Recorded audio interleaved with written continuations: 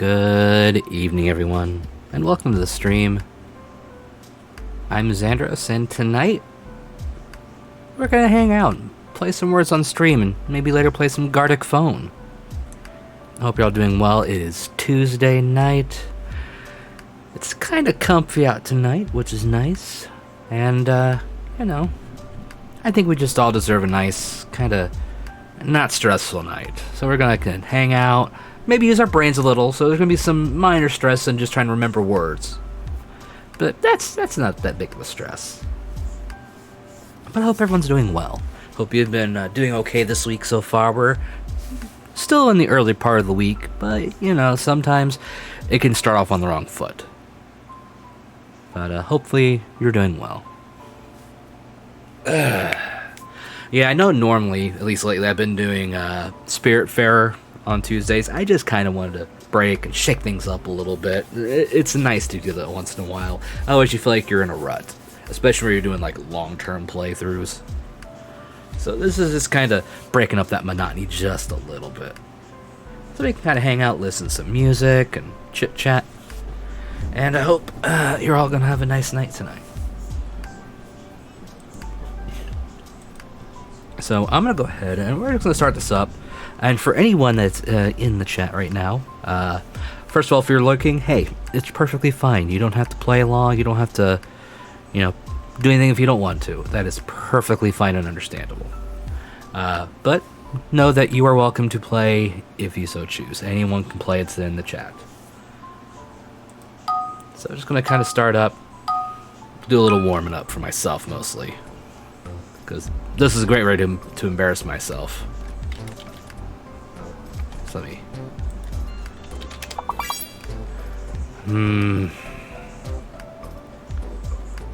Wow, my brain does not want to work already.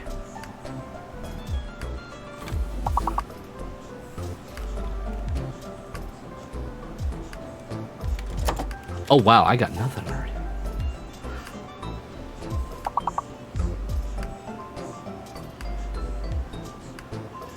Cookie, hello, welcome. How you doing? Wow, I am bad at this. This is not a good start.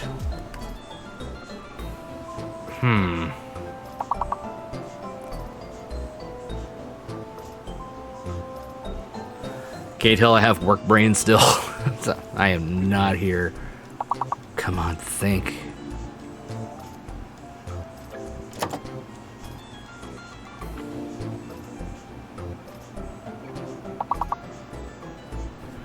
Nope, that's not it. Fuck.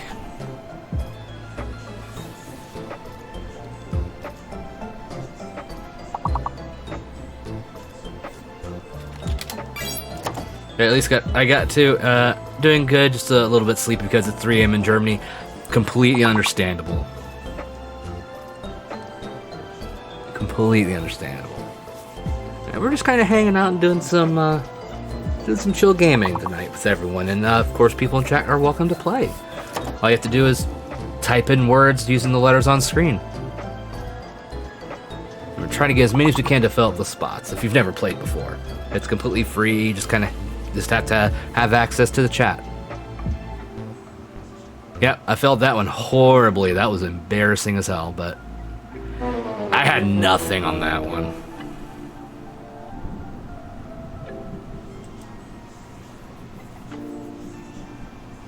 Oh well. Let's try again.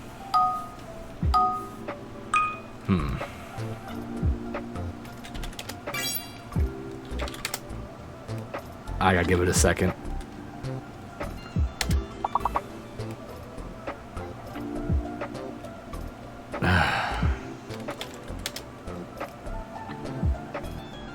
Really? Is there any way I can fix the settings on this?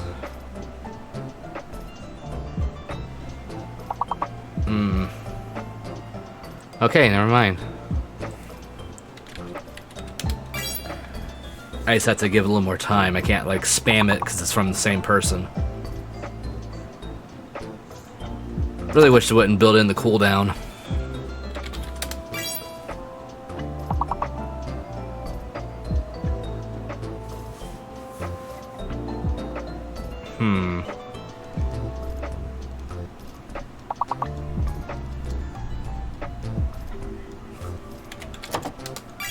Ah, Bray was in there. Nice.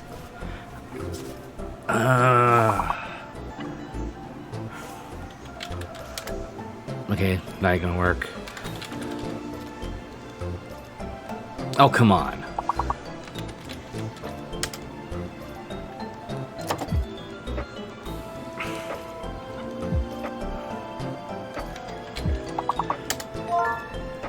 Thank you.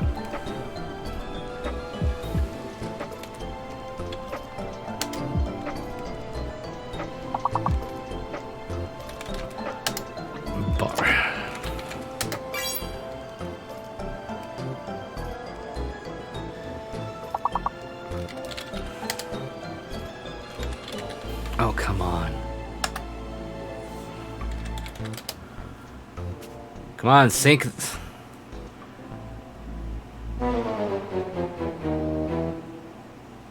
This could be a problem.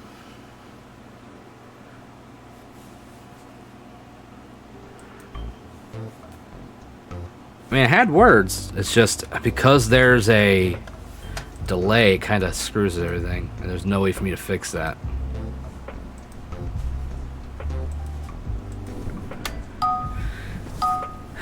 See if I can go a little faster on the first word, and that will give me some time.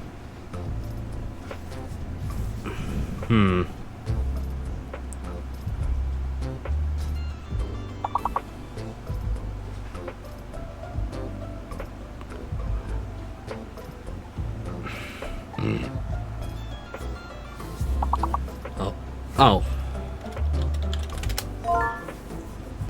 Okay, we got the first one.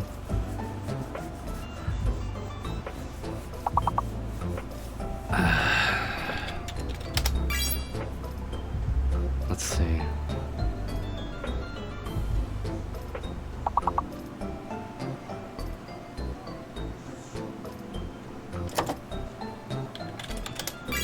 Scum, okay.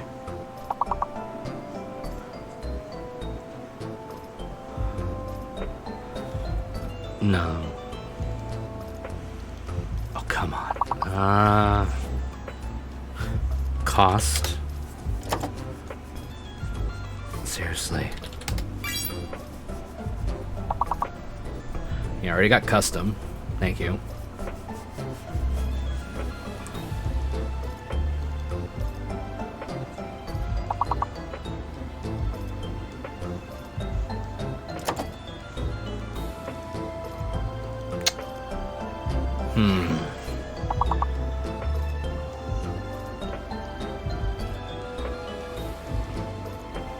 There's another 5-letter one.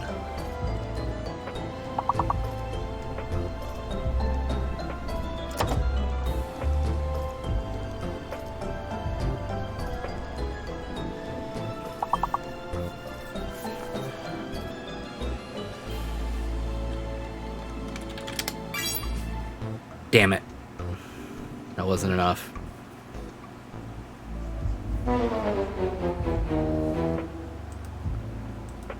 Damn.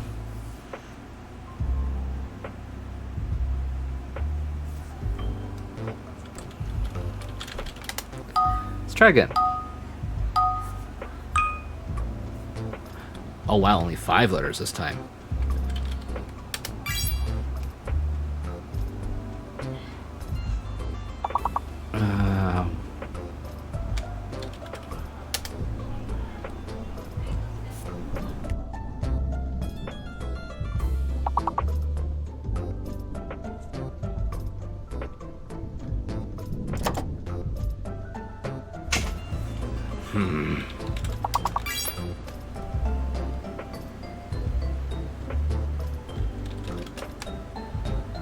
Give it a second, I'll have to do the next one. So Cookie, I hope you've had a pretty good day today at least. I know it's super late over there.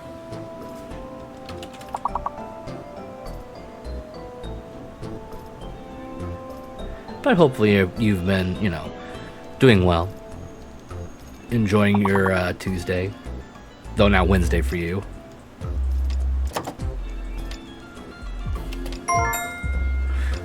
There, we at least passed the stage.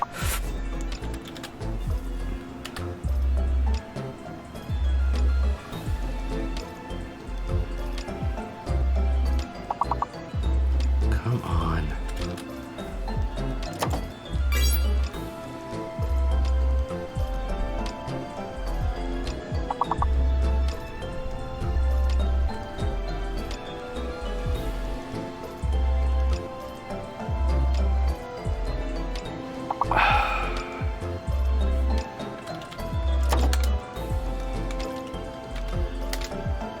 Alright, that's not gonna work.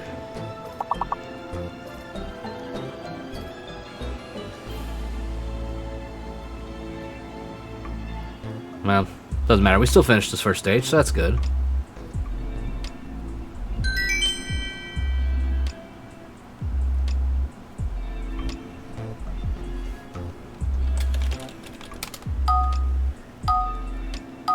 Alright, I don't know how well this is gonna work, but we'll see what we can do. Oh, God.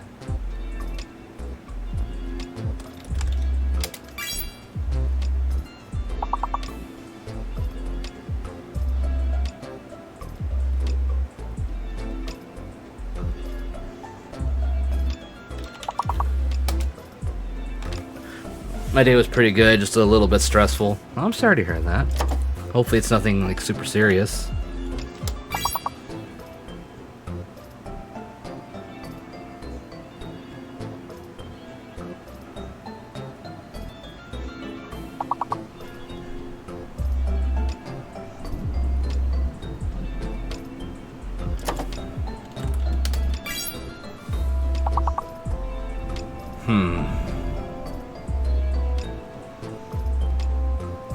A 7-letter word out of these letters.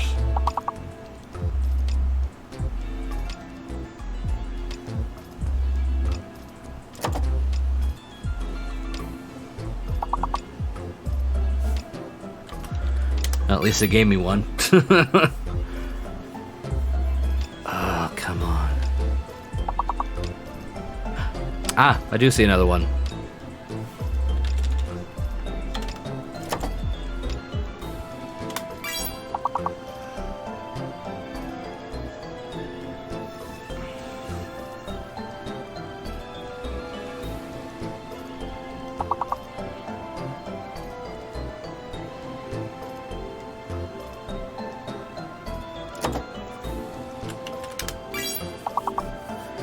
Damn it.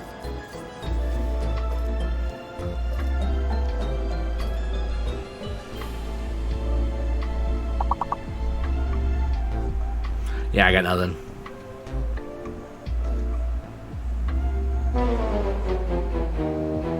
Damn. I thought I might have had something there, but not the case.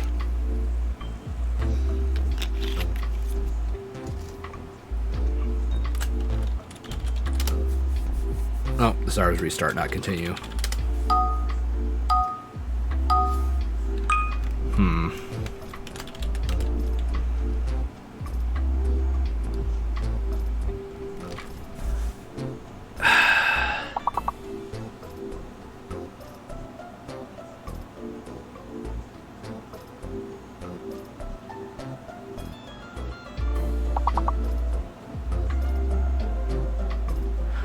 Wow, I got nothing. 3 O's, VLERK. What? What could I do here?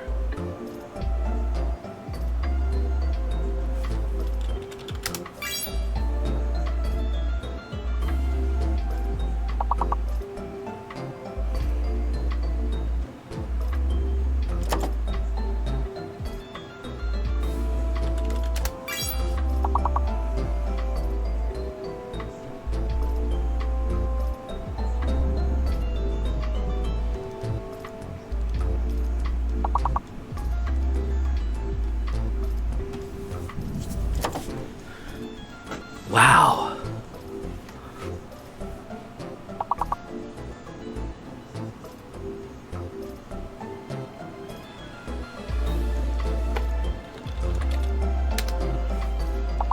I don't know if that's how you spell it or not. I was probably wrong.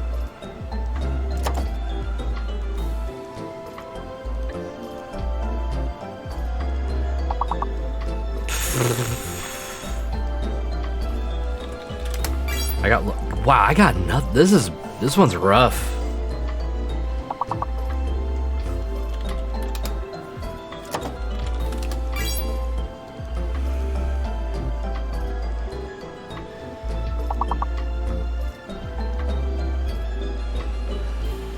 Wow, that was fucking awful.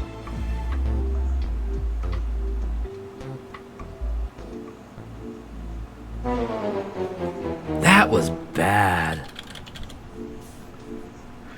I just blanked on that one hard.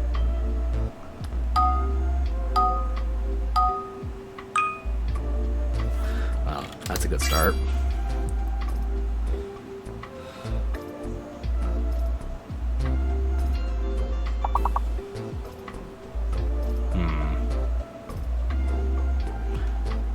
VUIL RTA.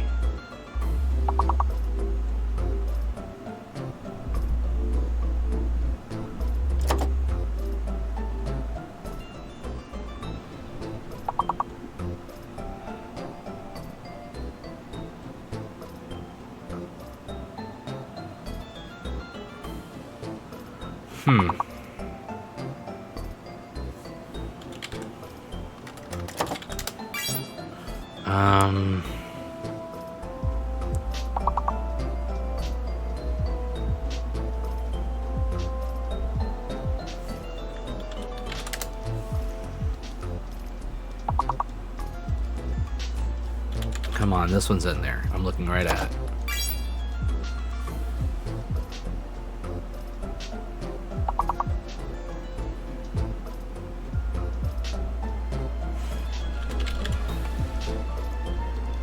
I have to wait till the next thing unlocks.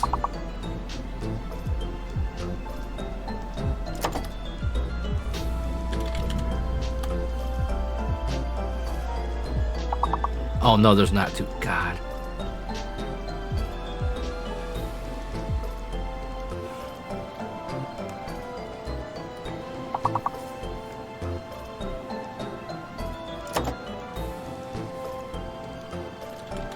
Nope.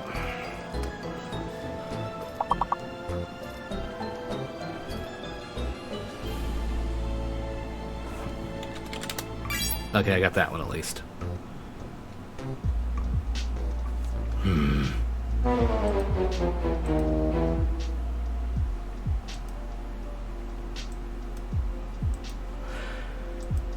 So, Cookie, do you have any fun plans for later in the week?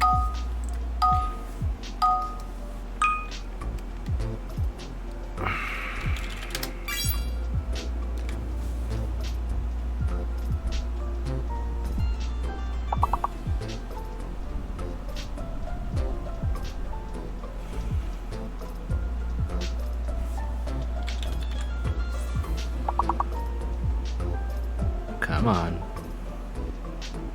Unlock.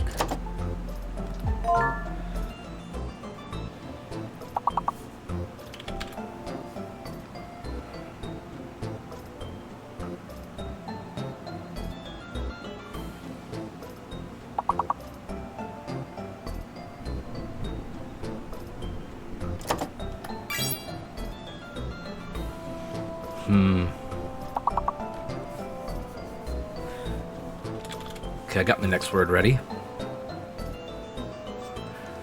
Unfortunately, my week is pretty much just work.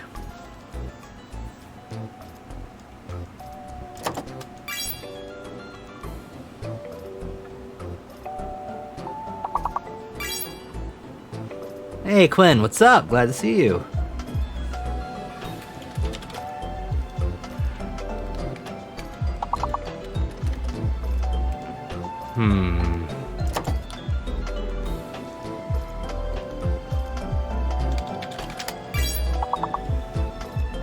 No, not really. I need to find a job because of school, and all these appointments I have don't make it much easier. I'm sorry to hear that things are going that stressful for you. Hopefully you're able to find something real soon. Pulling for you. Oh, come on.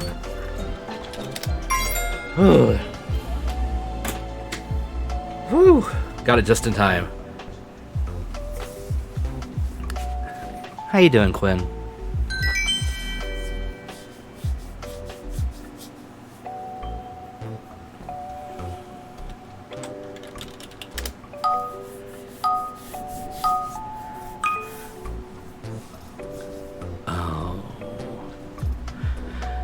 Not terrible, kind of just low energy, which is why I ended up putting this for tonight. Go to bed? Oh, okay. Ah, nice catch.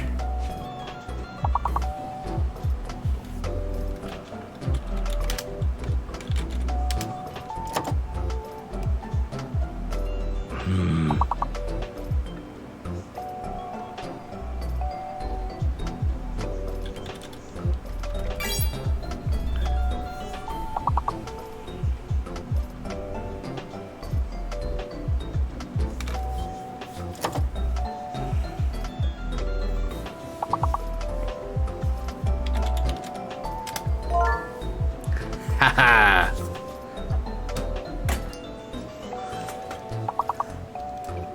Gotcha.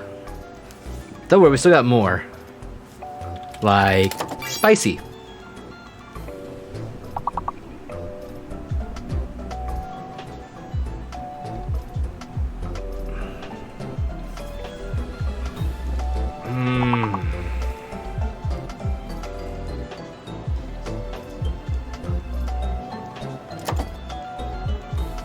Damn it.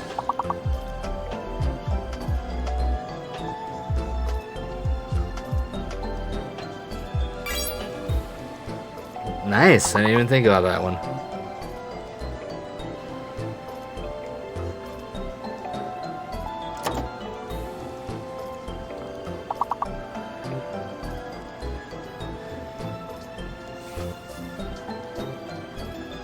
Yep, I got nothing.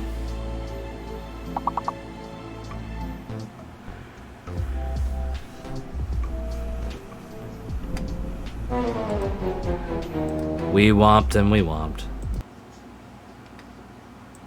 Yeah. Oh, trust me, that I had one earlier. It was like 3 O's, an R, and a K, and a bunch of other shit. I was confused as hell.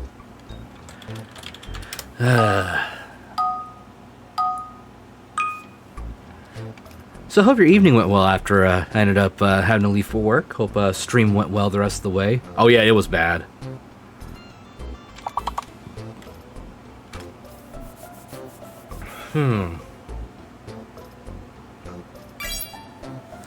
Ooh, nice. Actually...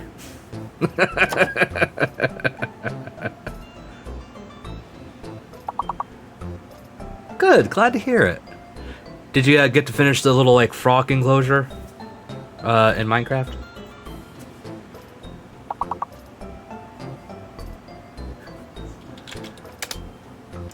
Oh, there's only one U. That's not gonna work.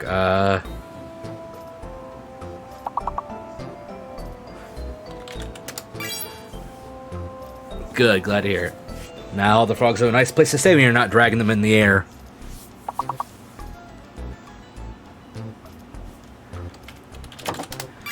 An actual.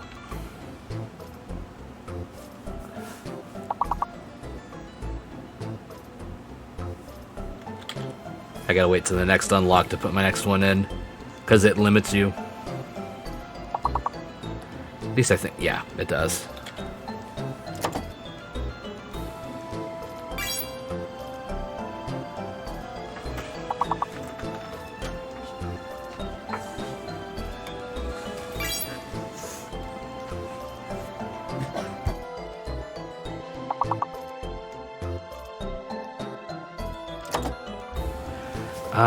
Come on. We're so close.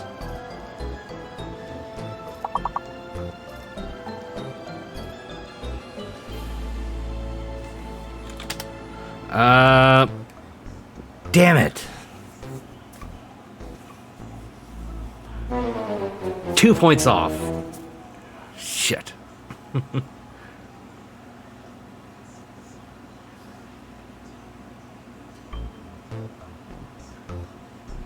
Oh, no, that's fine. We're gonna be I'm gonna do some Gartic Phone here a little later.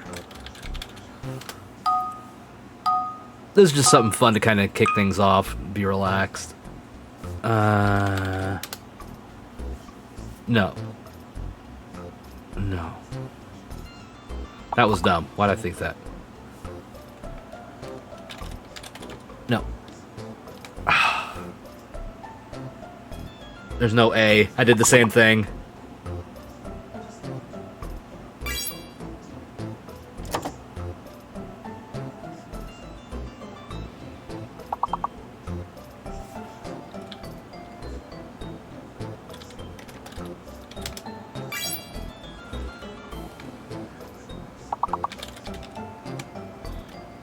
Good shot.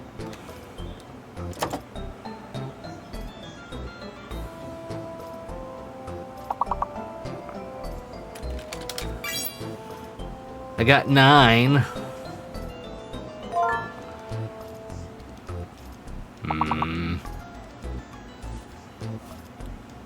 You're lucky I can't spell. Yeah, I know. I see it enough on Pokemon Go. My brain just doesn't want to spell right. Wanted to spell insect, but there's no T.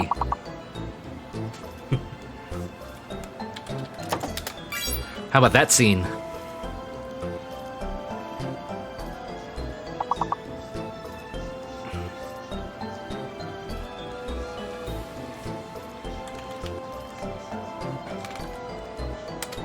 No, that's not gonna work. I can't spell that right. I don't know why I'm trying.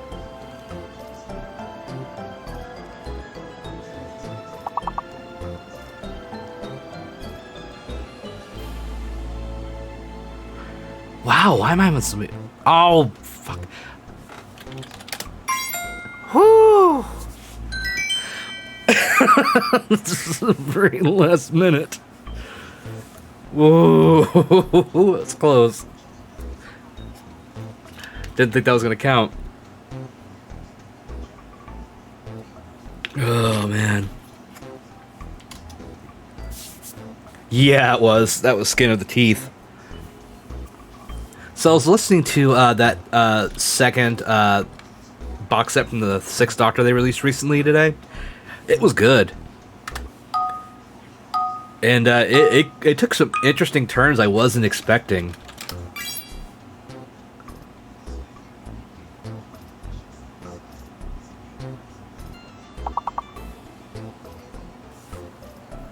So I look forward to eventually listening to that on Monday. Well, not on this Monday, but on a Monday.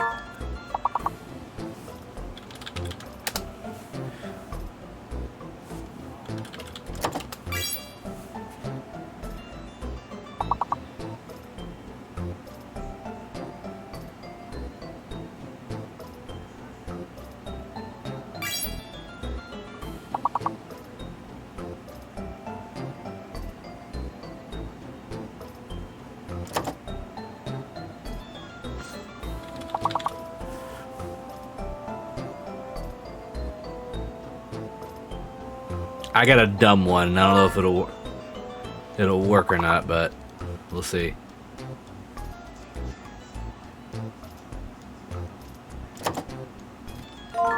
Ah, it did work.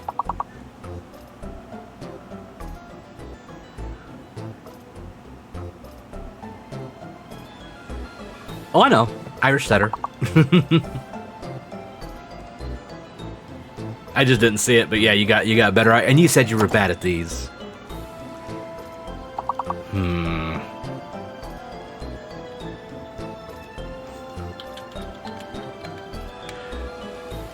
Nope, that's not it.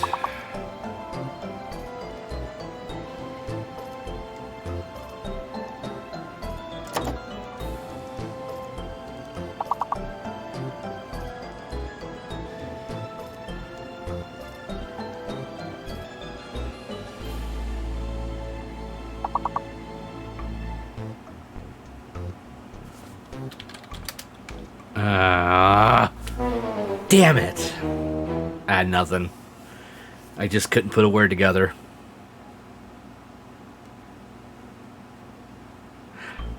You and me both. You had nothing. But you were the top scorer. You're doing good, Quinn. Considering the time of day it is over there. Or I guess time of night, I should say.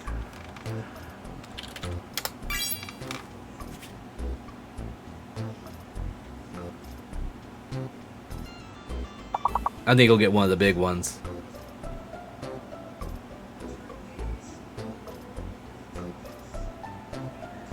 Hey, I mean, it works. That's what matters.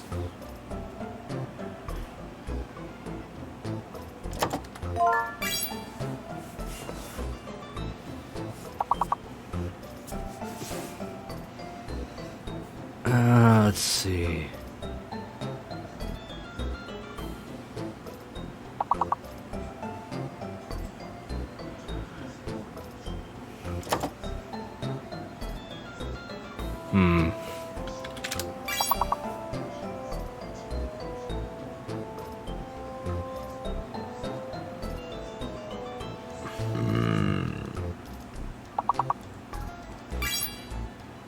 Nice one.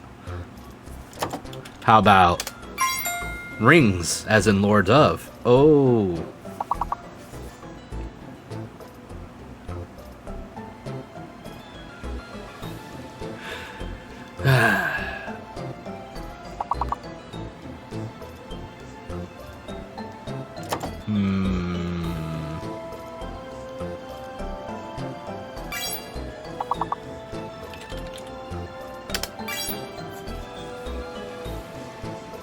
Oh, we just need like one. Well, we've already passed the thing, but we're fine. We can still get more.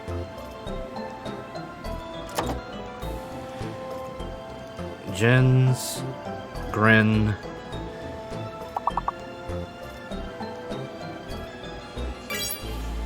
Nice. Nice one.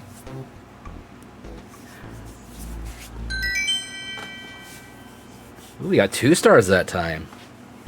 We're on the rise, Quinn, you and me.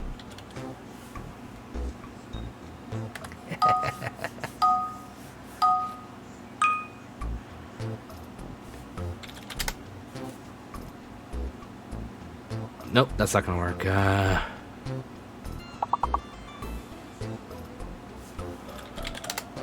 No? Oh, there's only one L. That was dumb.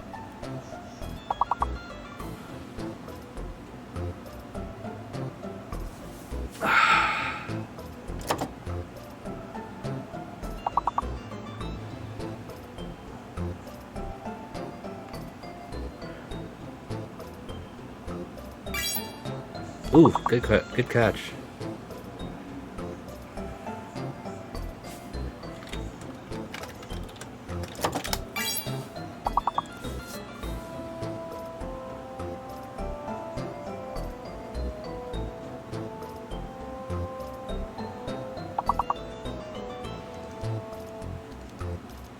I see another one, but it's not a big word.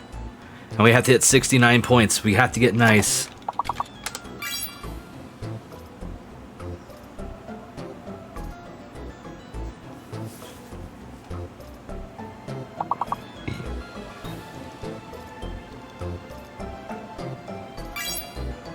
Ooh, good catch.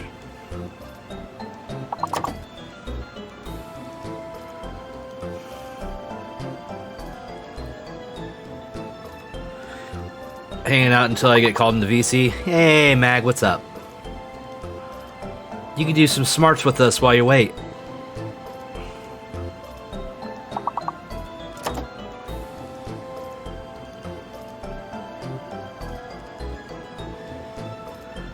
We're gonna lose this one. We couldn't get nice. We were doing pretty good, you know, for a bit there. Just this one kicked our ass.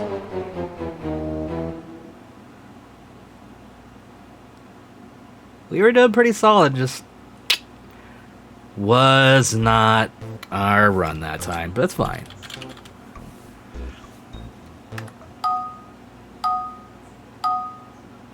Let's see.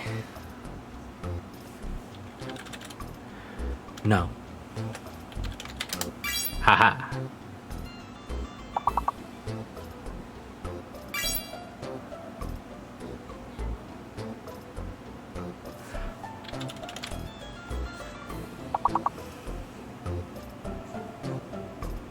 Only one S.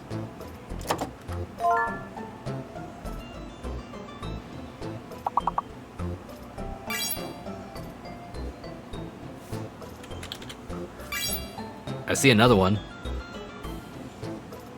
I just can't do it yet.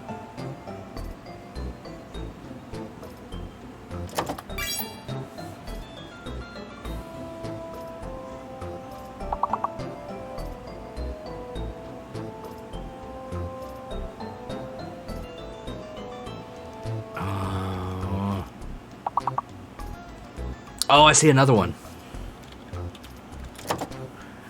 That was the one I just got. Stent, baby. Doing good on this one.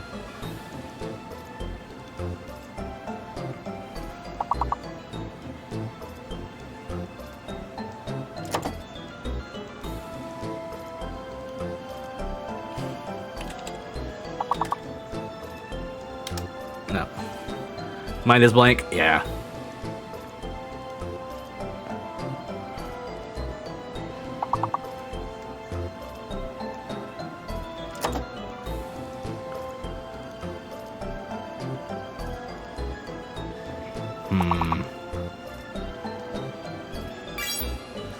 Tens, there you go. Getting called. Alright. Thanks for stopping in, Mag. You take care of yourself, alright? Love your face, friend. Have fun.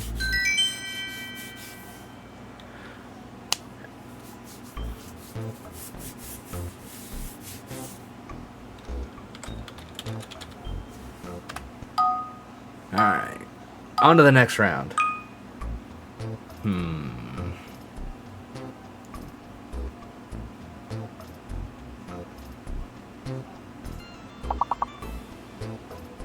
Oh, God.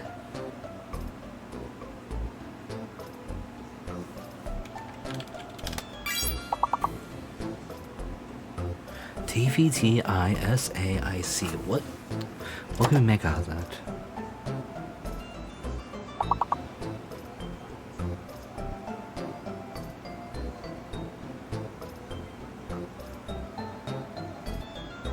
I know, right?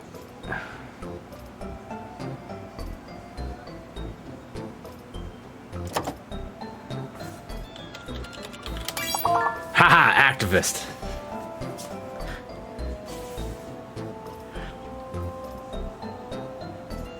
I don't usually get the big words. I'm having a slightly good night on that, I guess.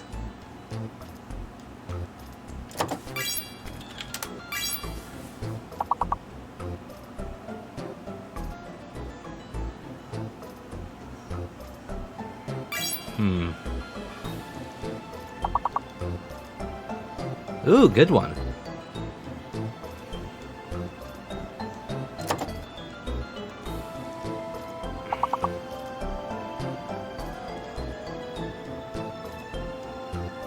Hey, Necrocookies, how you doing? Huh. That should work. I don't know why that didn't... Oh, you were on lock. That's why you couldn't do Visa. Nice, you just got us the win.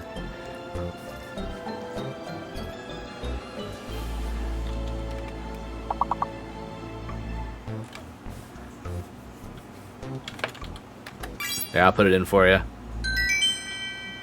Yeah, whenever you see the lock next to your name, it means you can't do another word until the next lock is unlocked. I don't like it either, and I can't change it, sadly. But I'm right there with you. I'm like, I try to get him in, and I can't do it. It sucks. I hate it. Ah! Necrokeys is ahead of the game, I see. Oh, God. That was the first thing I saw.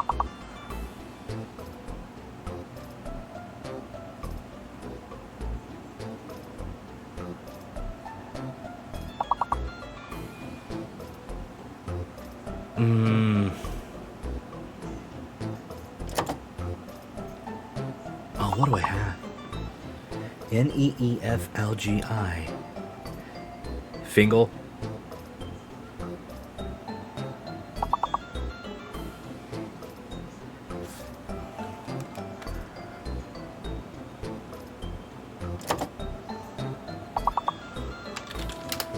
Glee. Feeling. Good one.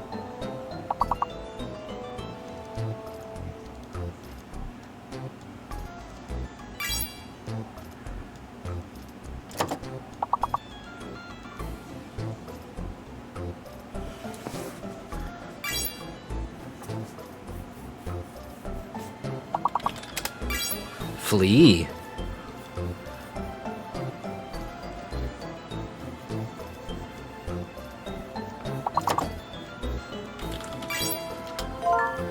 There we go, we got it in. Oh, we're a few points away.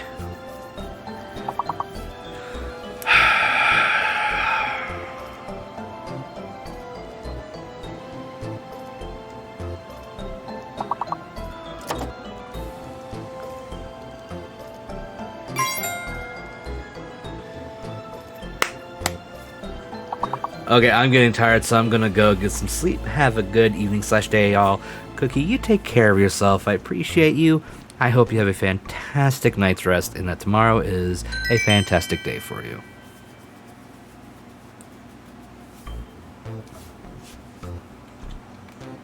Necro saving the day. Very true. I'm gonna take a drink real quick before he gets the next one off.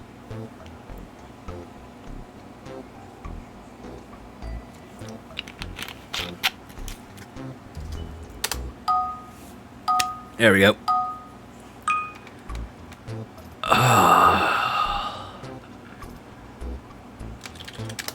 Sail.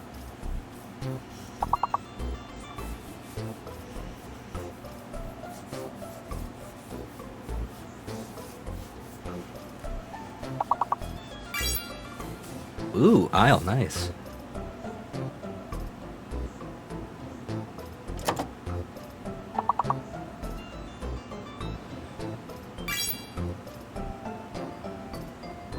What's the big one?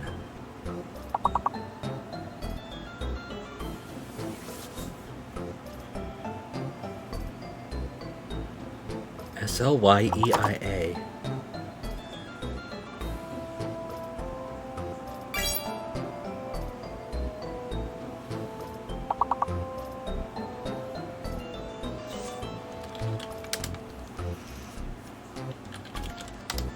Indeed, it was easily. Good job.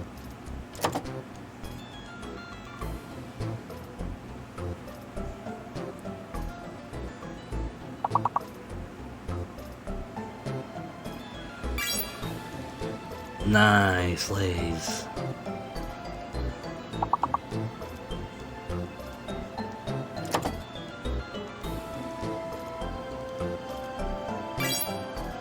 Easy. Slay. Isle. Easy. Huh.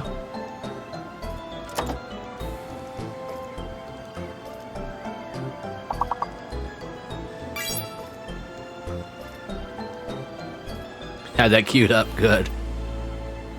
Hey, we got it. That's past level 4. Look at us.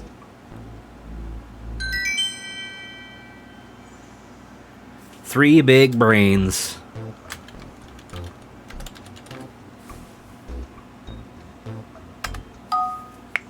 Alright, let's see how bad this one's gonna be.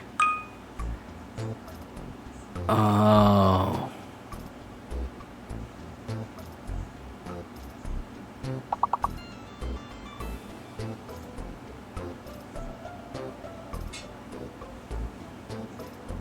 Oh, fuck.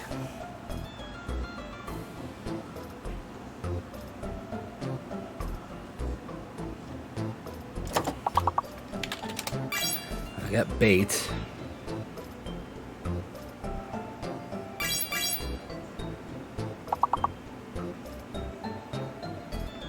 That Z is fucking with us.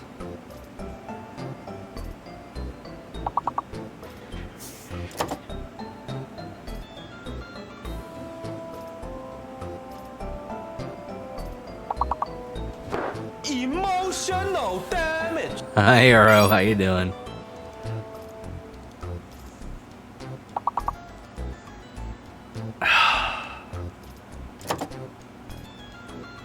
I don't know what's worse, the B, the P, or the Z.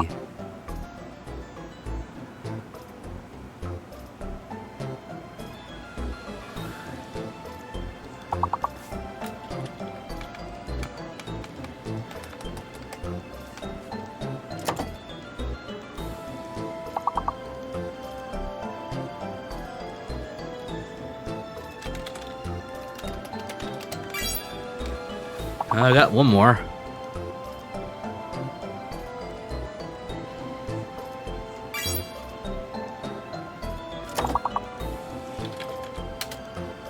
Yeah, I figured that wouldn't work.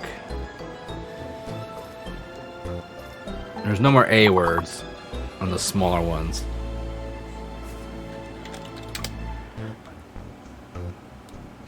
Oh, we already had that one. Crap. Damn. You're close.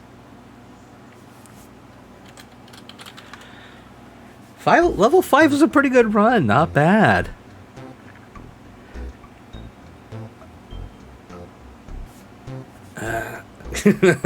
Yeah, I know that was bad. That last one hurt us bad, but we did pretty good. We did pretty good. I think we can do better. I believe in us. Good. I'm glad you're doing well.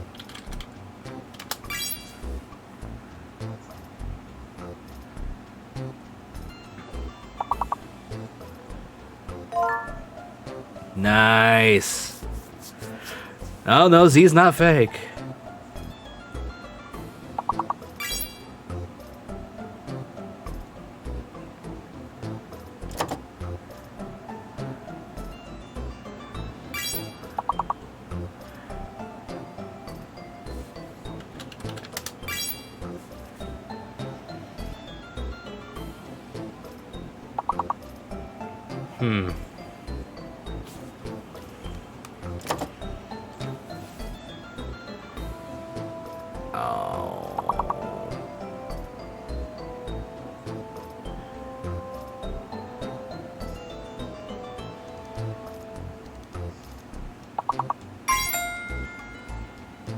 There you go, D6.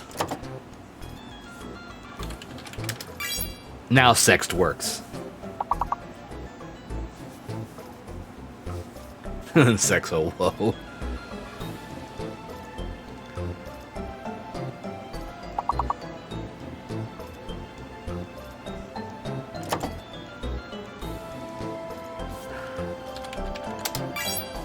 Exec.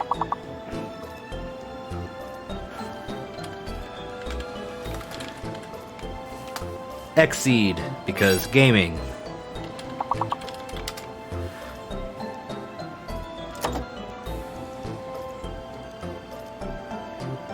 Yep.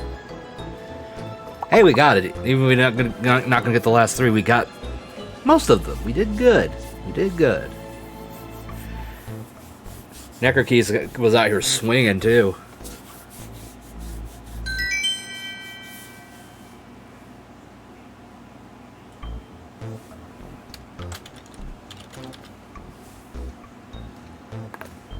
Alright.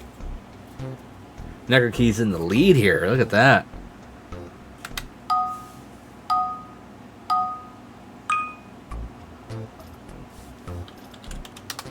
Okay, first one I could find was that. But I think I know the actual big one. Yeah.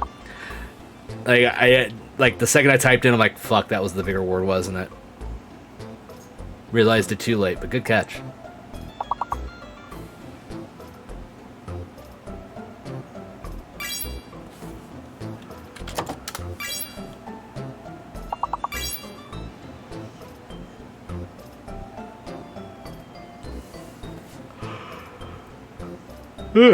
Excuse me.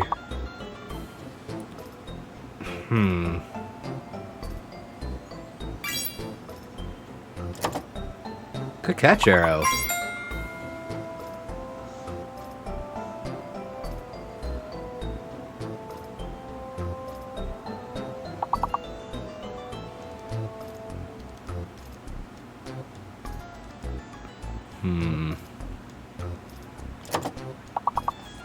Only one A.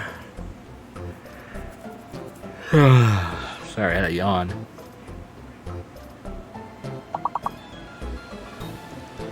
Good thing is we succeeded, so it doesn't matter if we don't get another one.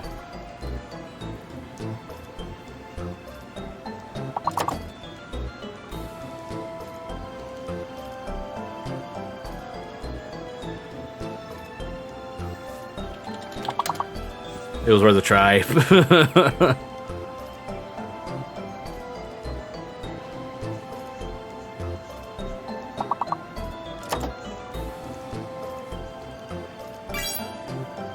Yams.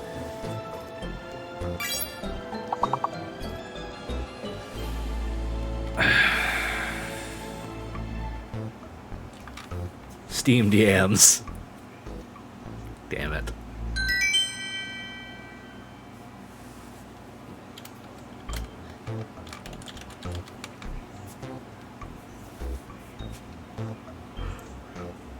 Necro Key's still in that lead.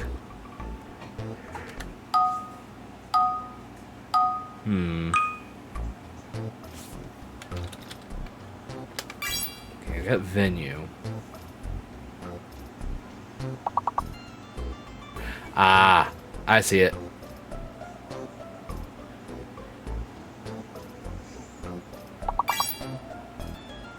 Ooh, good, good.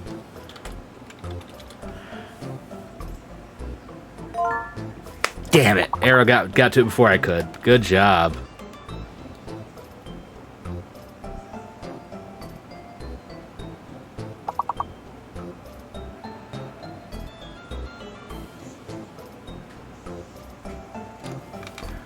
Oh, wow.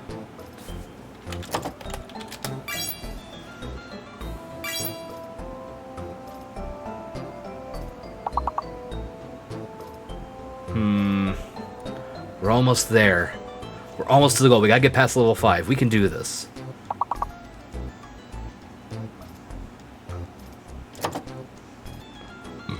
Excuse me. Nice. We did it.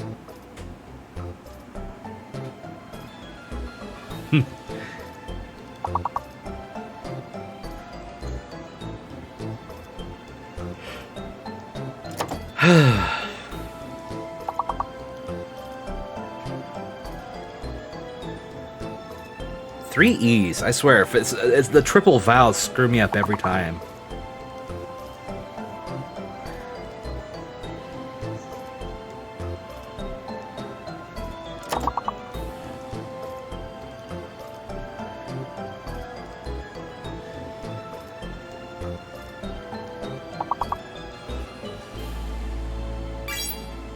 Nerve.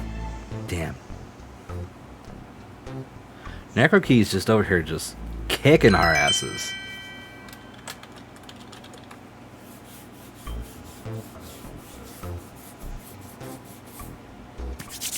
Alright.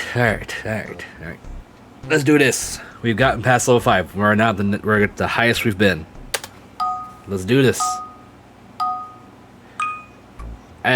Mine's not doing much better. We got a fake letter.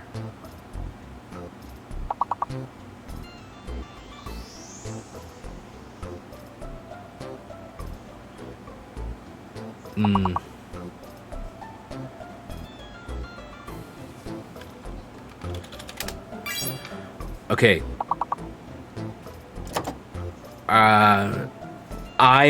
There's no I. What am I doing?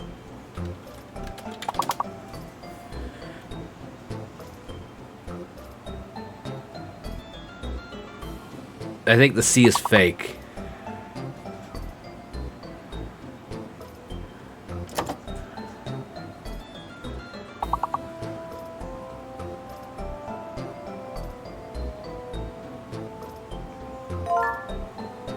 Damn.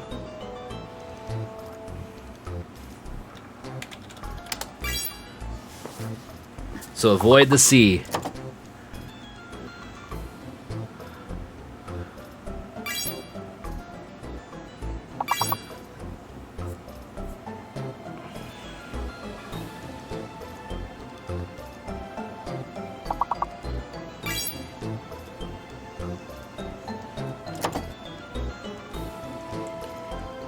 Damn it.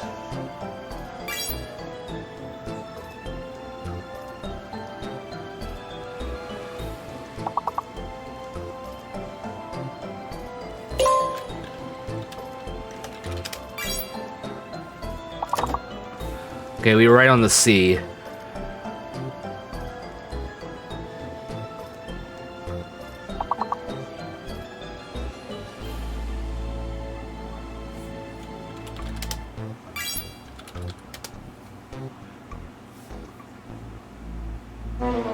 Ah. Damn.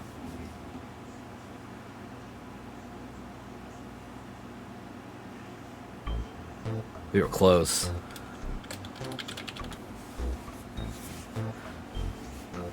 Probably do a few more of these and then switch over to Gartic Phone. We can do some fun drawings.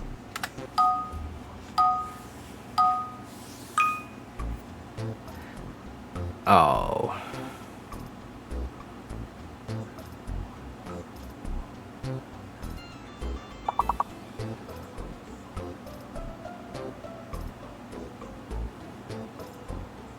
Two G's, R, L, E, A.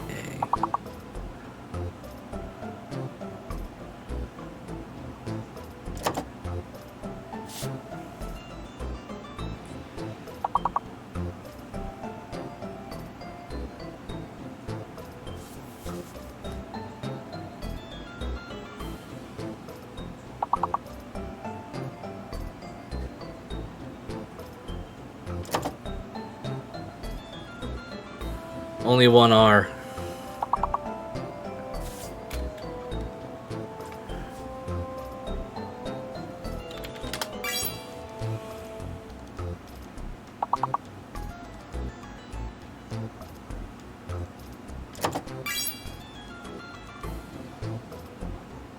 Butts.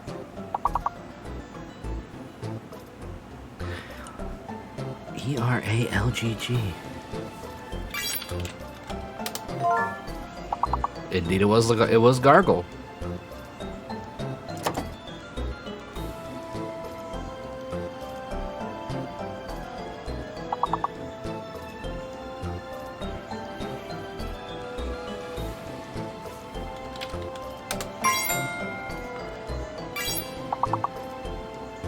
Nice.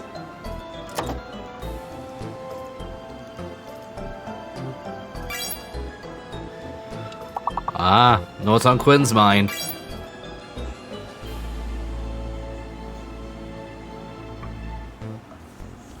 Quinn's in the mood for a lager already, I see.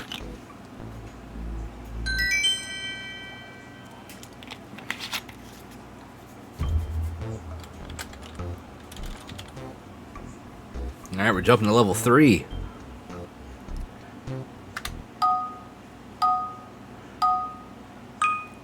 Oh, well, that's fine. I do appreciate you coming in. So let's go ahead and make this a good last hurrah then. Fair. Damn. Good catch.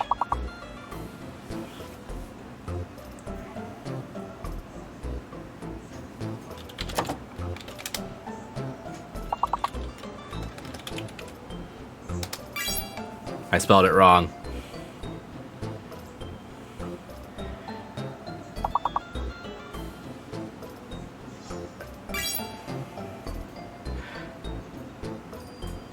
A.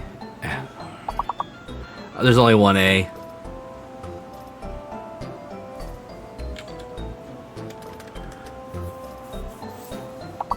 Is that your type of fiction, Farfic?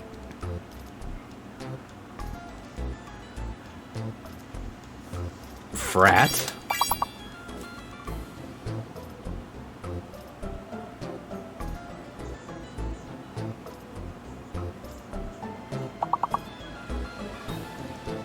Very, very, very possibly, Quinn, yeah.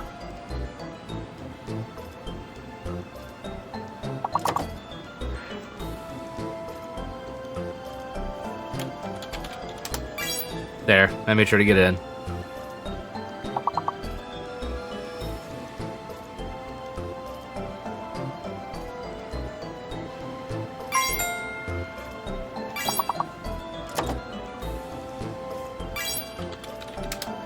Damn it! You got to it right before I did.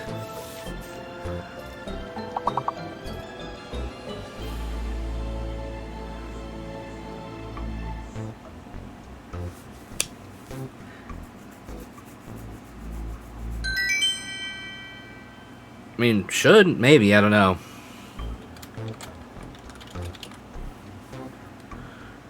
Alright. On to level 4. The game doesn't allow the word necro. I'm very offended by this. Prison. No, I misspelled that. Poner.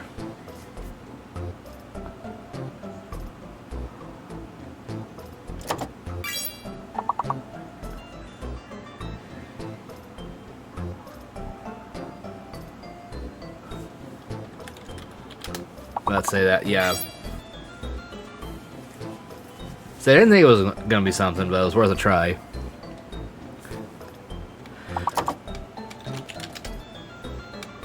There's no E, what am I doing?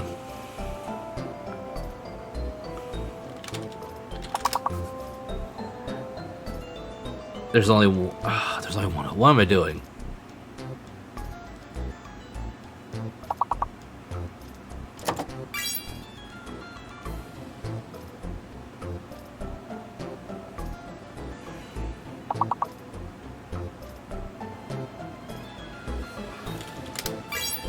Noir.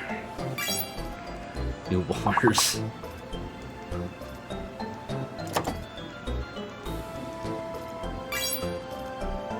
Porns. I like all the porns. There we go.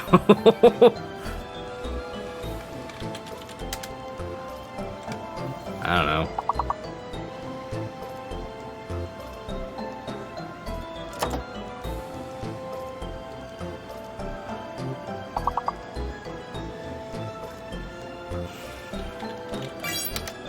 Damn it!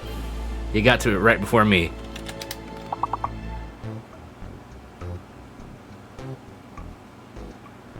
Ah.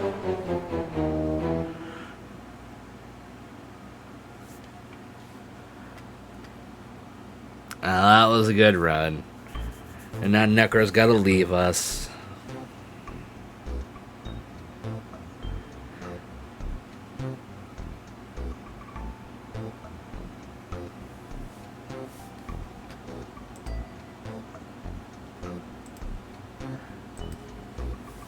You take care and try to have a good rest of your work shift, alright?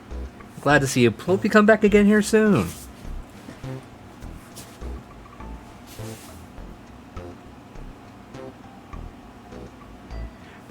I think we'll do one more words on stream and then we'll switch over to Gartic phone. Sound good, everyone?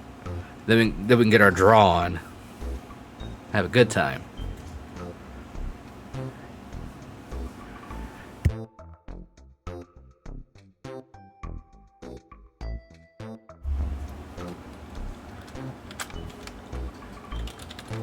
Nice. Why am I doing that? Let's restart, not continue.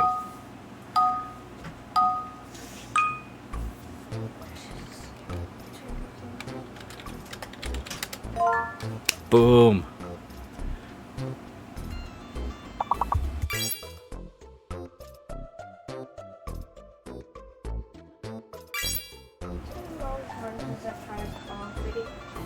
Go.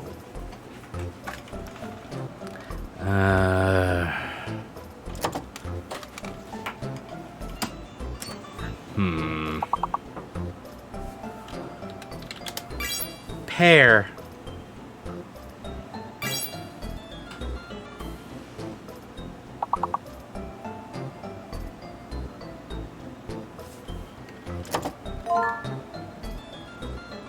Nice.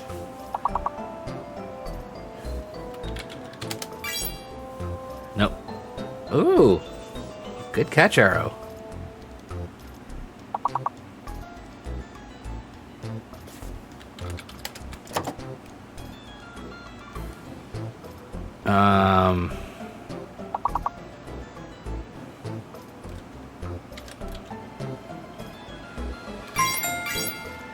Haha!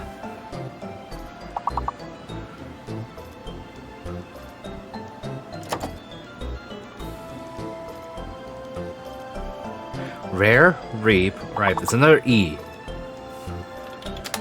Rear.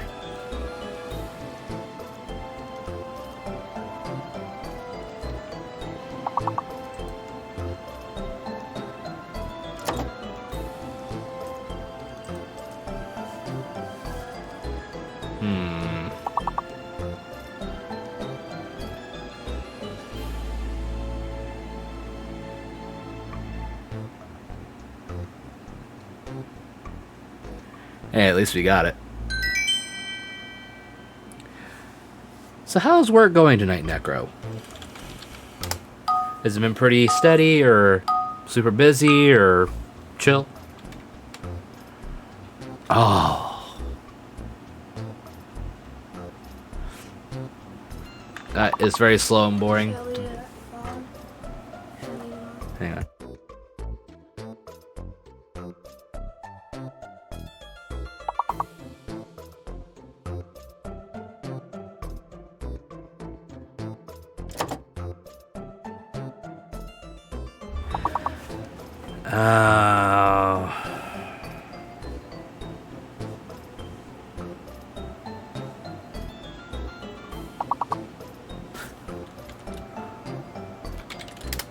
Cinnamon.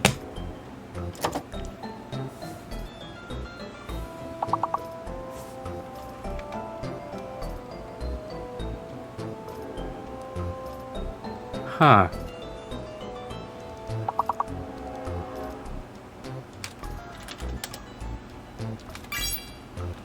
Cannon.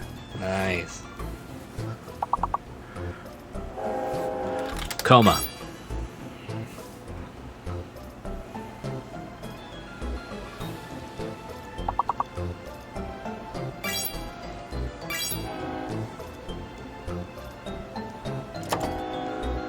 Yes, train, we know.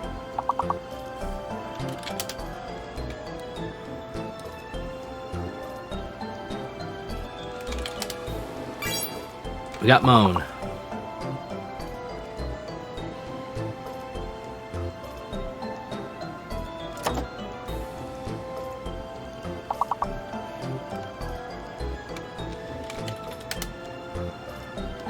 There's no R. What am I doing?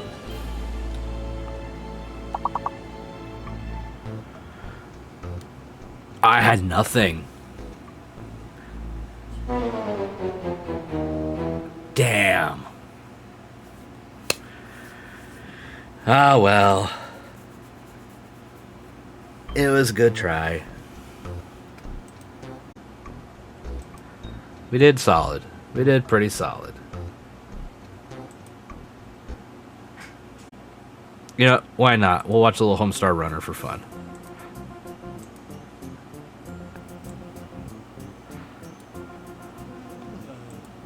Sitting on the couch is zero amount of fun when there's not a TV or hang glider in front of it.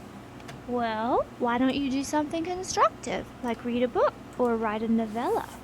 No, I already did some writing today. And then I read what I wrote. Yay, good for you. Can I see it? It's right over there. Check it out. Why did you write cool tapes on my wall? Hello? Maybe because I like cool tapes? Well, I hope you like cool painting, because this has got to go. Mwah, mwah, mwah.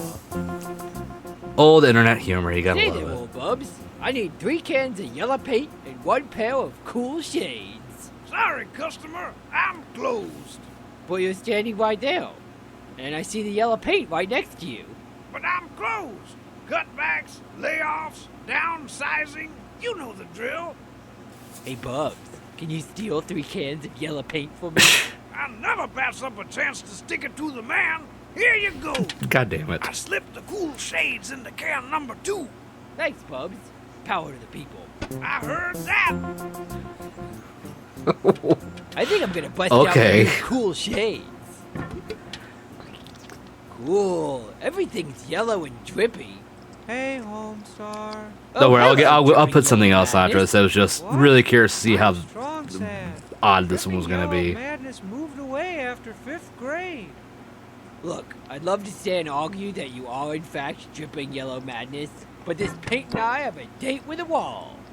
I wish I had a date with a wall. Go for it. Here, you'll need these. Oh, And, good luck tonight. Ah! I'm at Yep. the bottom of a giant pit. Homestar, Except this is take new. off those stupid cool shades. Yeah, I should probably return these things. Oh, getting lucky tonight. Hey, friend, let me get my money back for these cool shades. Little bit closer, Homestar. Oh. Let me get my money back for these cool shades.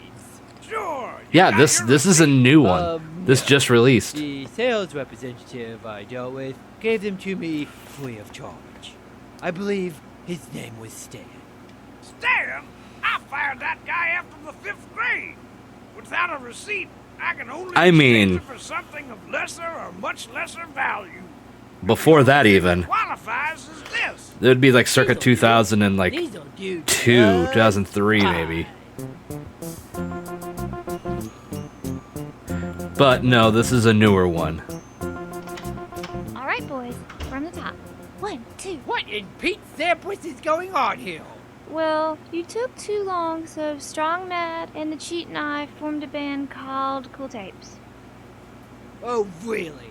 What kind of music do you play? Well, here, we'll show you. We only have one song so far, and it's not quite finished. Like but Quinn, here I we know go. you don't have to make me feel Ready, old. boys? 1, 2, 3, 4. Cool tapes are cool because they're where it is at. Cool tapes are cool, and we like it like that. Cool tapes. Cool tapes. We like to get down with it. Cool tapes. We like to get down with, A bag of full grapes? a bag of 4 grapes.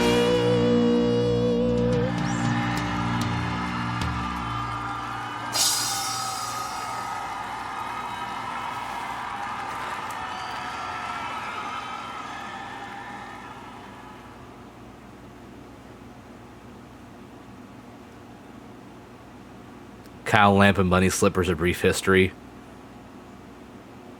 Same truck that tried to kill my dad. Hey, the Chief, we catch anything in the death hole today? What? There's no way he could have been in there. He moved away after 5th grade. Yeah, no, Quinn, 6 hours ago. Right here, see? 6 hours ago. 6 hours. 6 hours ago. And here we go. We'll watch a sausage. We haven't watched a sausage on here in a while. Folks, and welcome back. I guess really what I want to do is make the sausage and squeeze this into the sausage like a donut. I don't know how well this thing's under pressure. It might work. If I try to center the cheese inside of the sausage, Oh, yeah, the mixture, cheese it's whiz. gonna get screwed up when it comes out of the extruder. Weird things happen inside of here.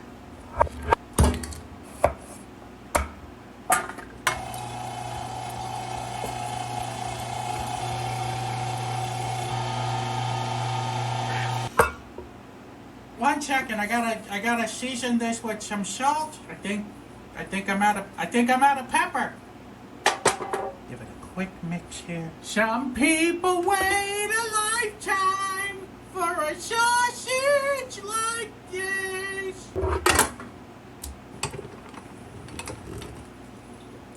In 3, 2, 1, let sausage out.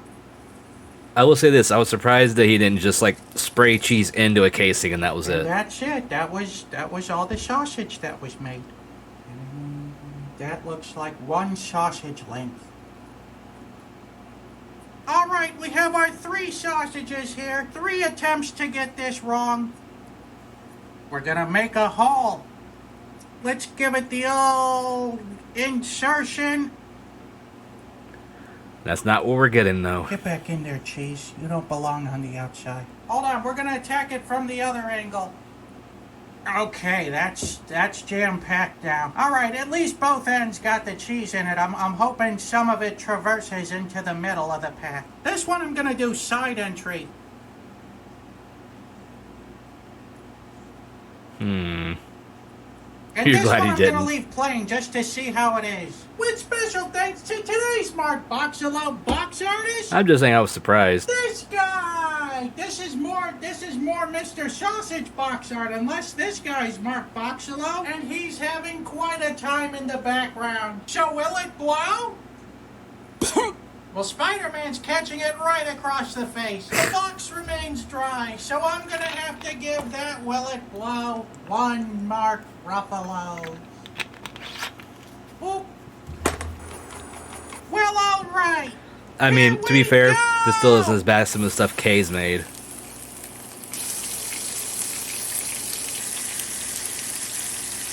I almost forgot our Will It Blow.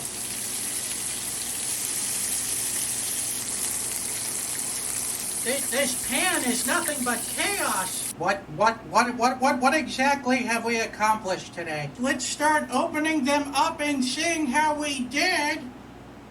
All right. Well, the one with nothing inside of it, it's done. It tastes like a normal Oh, yeah, sausage, definitely. as it should. There's just salt and pepper in there. All right. This is the front and end loaded one, and as you can see, the size has decreased by a lot. So let's see if we actually got some cheese in the center there. None whatsoever. I think it all spilled out the sides and closed. And now for the side-loaded one. It had cheese coming in and out of it from every which way you can think of. And it's still raw. There's cheese inside of here. I guess the once the meat solidifies, it expels the cheese from within. That had a little bit of cheese inside of it. I will take a bite of that as well. Well, what can I say? This was a total failure. If the cheese didn't come out he of the tried. sausage, Don't know why he made should have, the but he did. sausage not even done yet. I guess that would mean it's a bad idea to make a sausage, with a cheese core inside of it. Flavor-wise, it's not better than the powdered cheese sausage. We'll have to go back to the drawing board on this one. So I'm gonna have to give spray cheese sausage a 2 out of 5. Bop, bop, bop, bop, bop.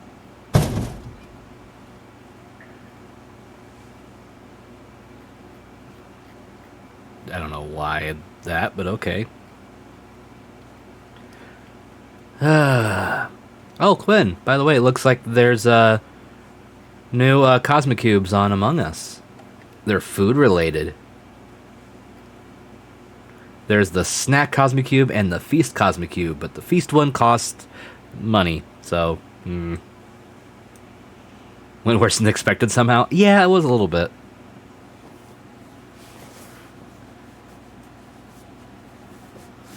I know, right? It's been a while since I had something new. I'm still waiting on that new stage. But, it is what it is.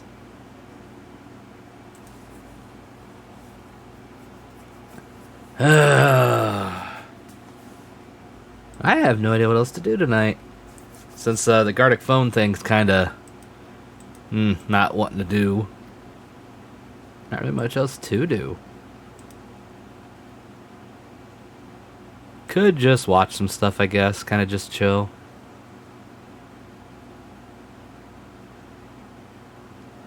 See if Kay's got anything new. Oh, that's the wrong one. No, Kay has nothing new. It happens. It's Tuesdays. Sometimes they're like that. But it just kind of is. Don't really think there's much to watch right now that's not going to... I'm saving some stuff for Sunday because I'm doing a content mine on Sunday. So that'll be fun.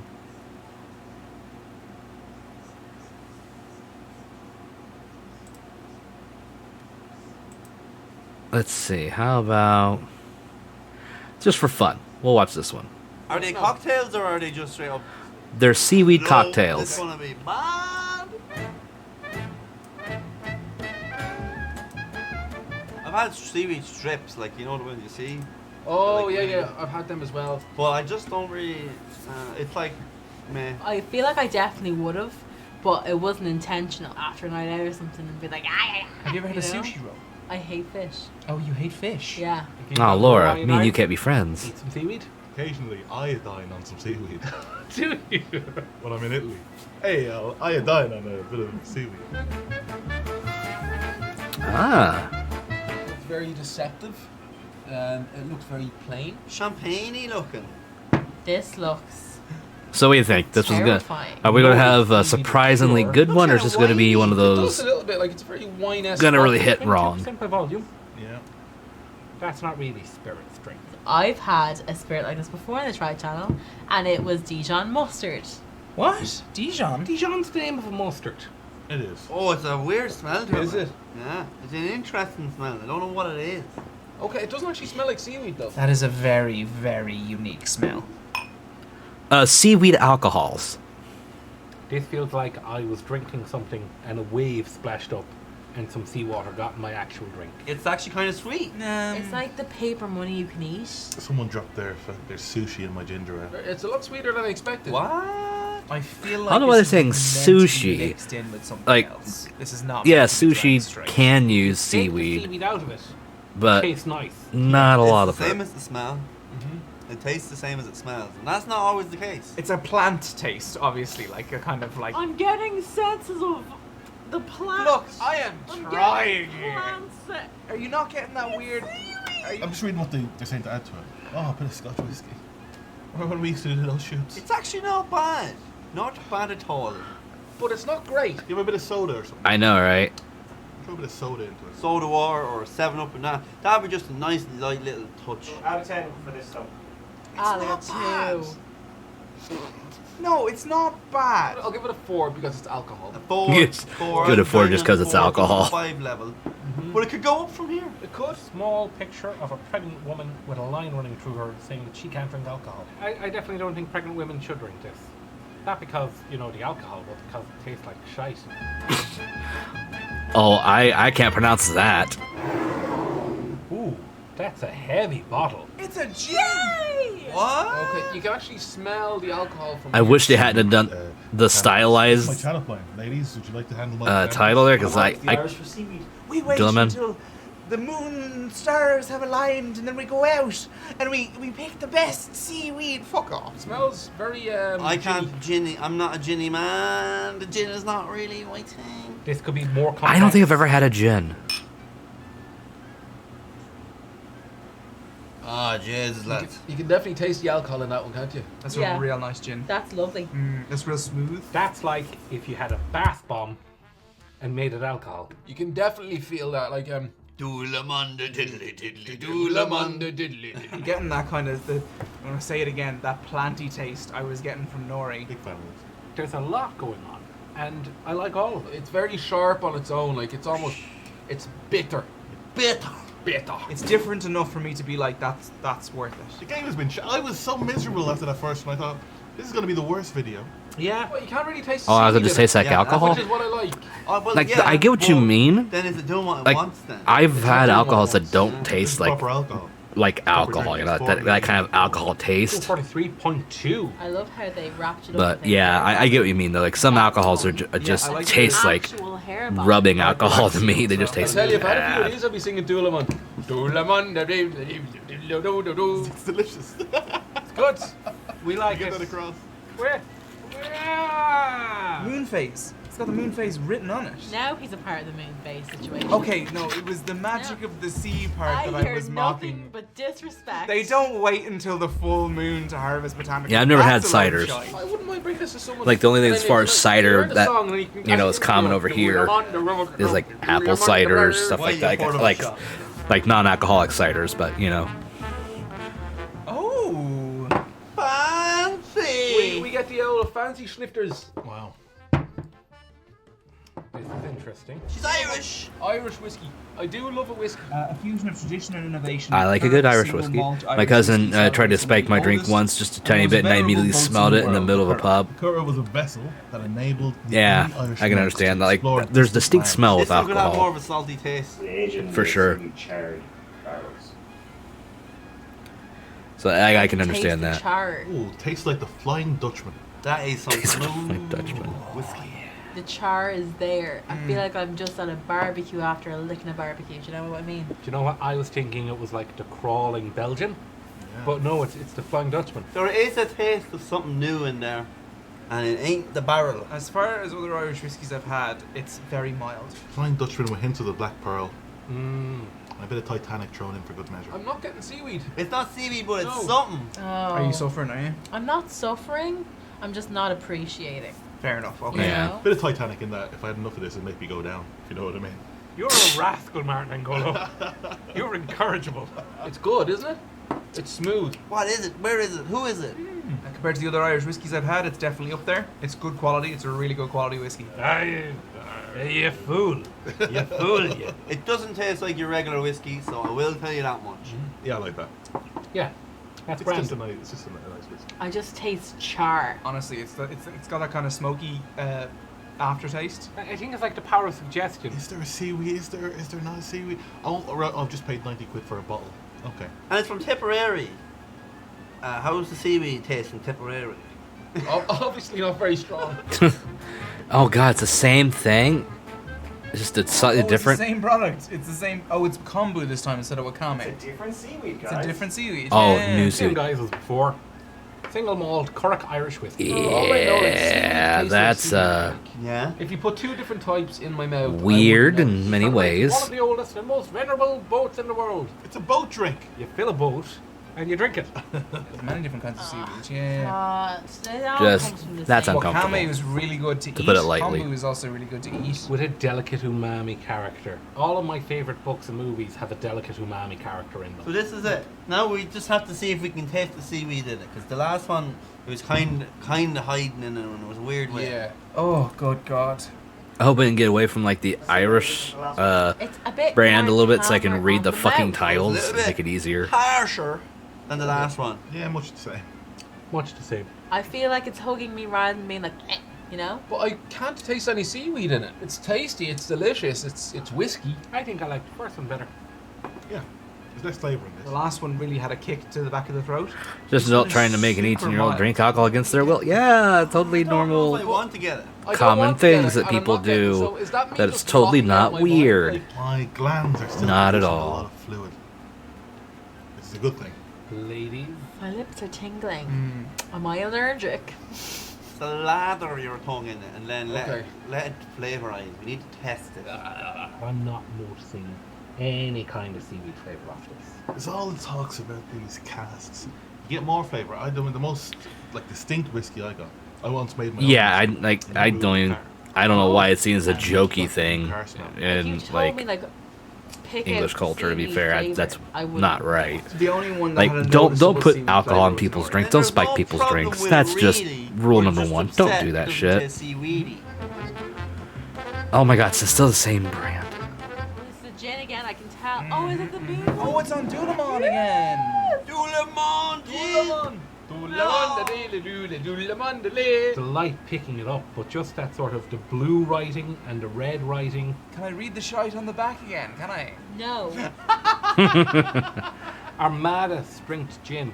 Aged in Rioja barrels and bottled at Armada Strength. Navy strength gin is the term for a gin that's at least 57%.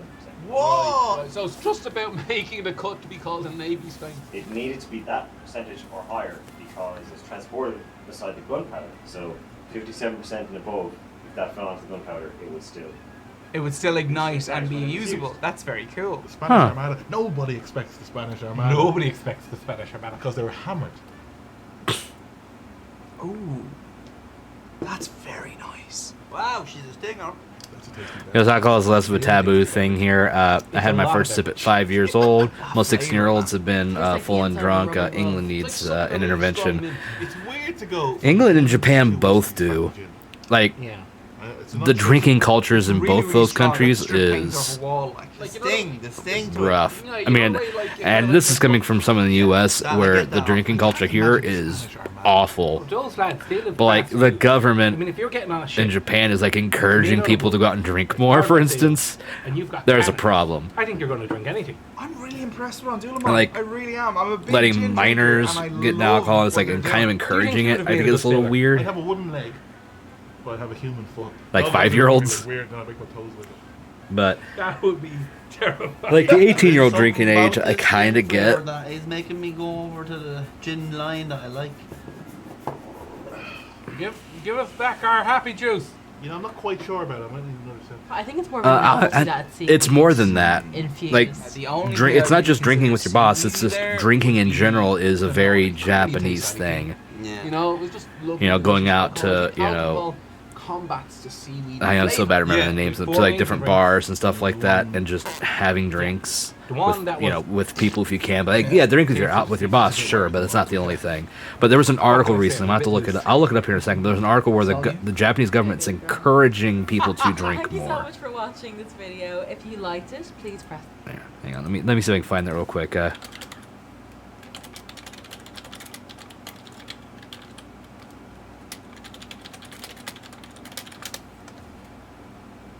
Yeah, izakaya.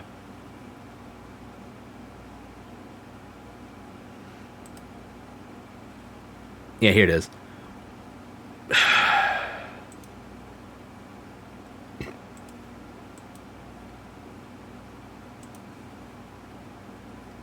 This one was, yeah, just like yesterday.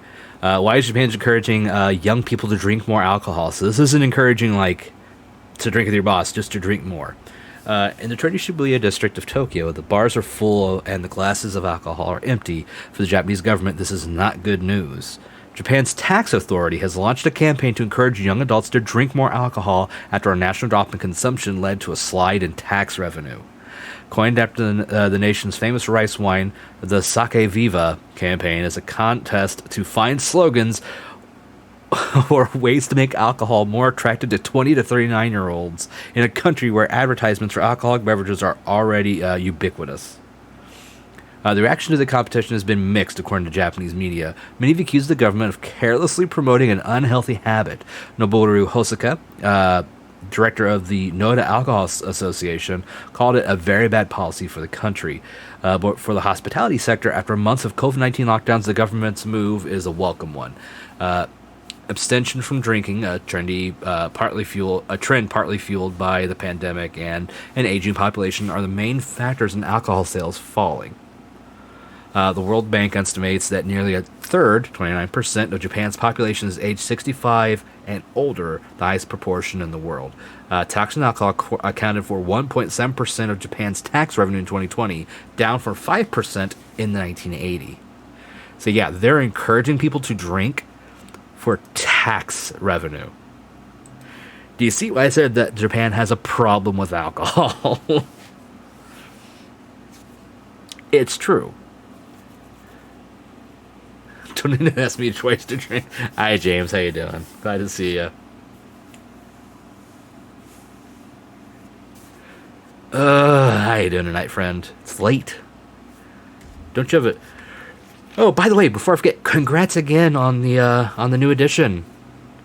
James is British. James is my friend from Birmingham. Ooh, excuse me. Howdy on.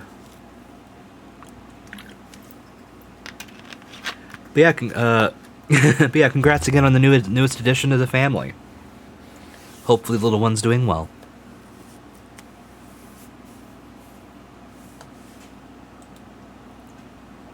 We're just kind of chilling right now. Kind of hanging out. Things kind of didn't work. Fine developing one. Glad to hear it. This proves my point being... Here, we'll do a Doctor Who related thing. Why not? Just for fun. These are 10 Doctor Who controversies that divide fans. Oh, this is gonna be good. has one of the most passionate and enduring fan bases in the world. Like the Master and the Daleks, this fandom just never seems to die. Well, we're watching and it with now. The excitement surrounding Russell T Davies' return in 2023, it only looks set to grow. But like any other fandom, Whovians So what number do you think have Timeless those Child issues is that gonna they be on just here? Can't seem to agree on. Now, the vast majority of Doctor Who storylines are well liked and don't really cause much of a stir amongst fans. I'm leaning But towards there are Timeless certain Child being near the episodes number or one even spot. certain scenes, characters, or storylines that aren't quite so lucky. So with that in mind then, I'm Ellie with Who Culture, here with 10 Doctor Who controversies that divide fans. Number 10. Was the end of time a satisfying send-off for the 10th Doctor? With David Tennant dominating the news cycle as of late, now seems like the perfect time to revisit a topic that has seen much debate in the years since he left the show. Was his final story, The End of Time, actually any good? Or was it a total hot mess that didn't give arguably the best Doctor of all time the send-off he deserved? You'll often find people saying that The End of Time has a bunch of terrific moments peppered throughout, like the 4 knocks, the Rassilon confrontation, and the Doctor's Time Lords Live Too Long speech, but that the master plotline is far too silly, the Doctor's farewell tour is self-indulgent and drags on way too long, and that sub-villain Joshua Naismith is a complete waste of screen time. Elsewhere, some find that the 10th Doctor's final line, "I don't want to go," veers heavily into cringe territory, while for others it instantly triggers the waterworks. In general, it's the story's emotional beats that people praise the most, from the Doctor's realization that I love the Wilf Master was trapped in storyline. the John Simm's radiation Master booth, is to Jeffrey silly and stuff Noble and so lending the egotistical. It Doctor worked some so money well. for a lottery I ticket. Thanks wasn't to the Bernard biggest fan of the Cribbins Sims and Master. I David don't hate the Tennant's Sims Master, but performances, there's a I can see why massive people beating don't heart or like him, hearts at the especially compared to center some of other The ones, End of especially what we Time that what we does paper lost out over on. some of the crap. Sorry, real quick, so I'm not talking over her. The Sims Master's fine. I think they've kind of resuscitated him a bit with Capaldi's stuff later, because there is some stuff with the Master later. I mean, slightly vague, because certain people have not seen much of the Capaldi era.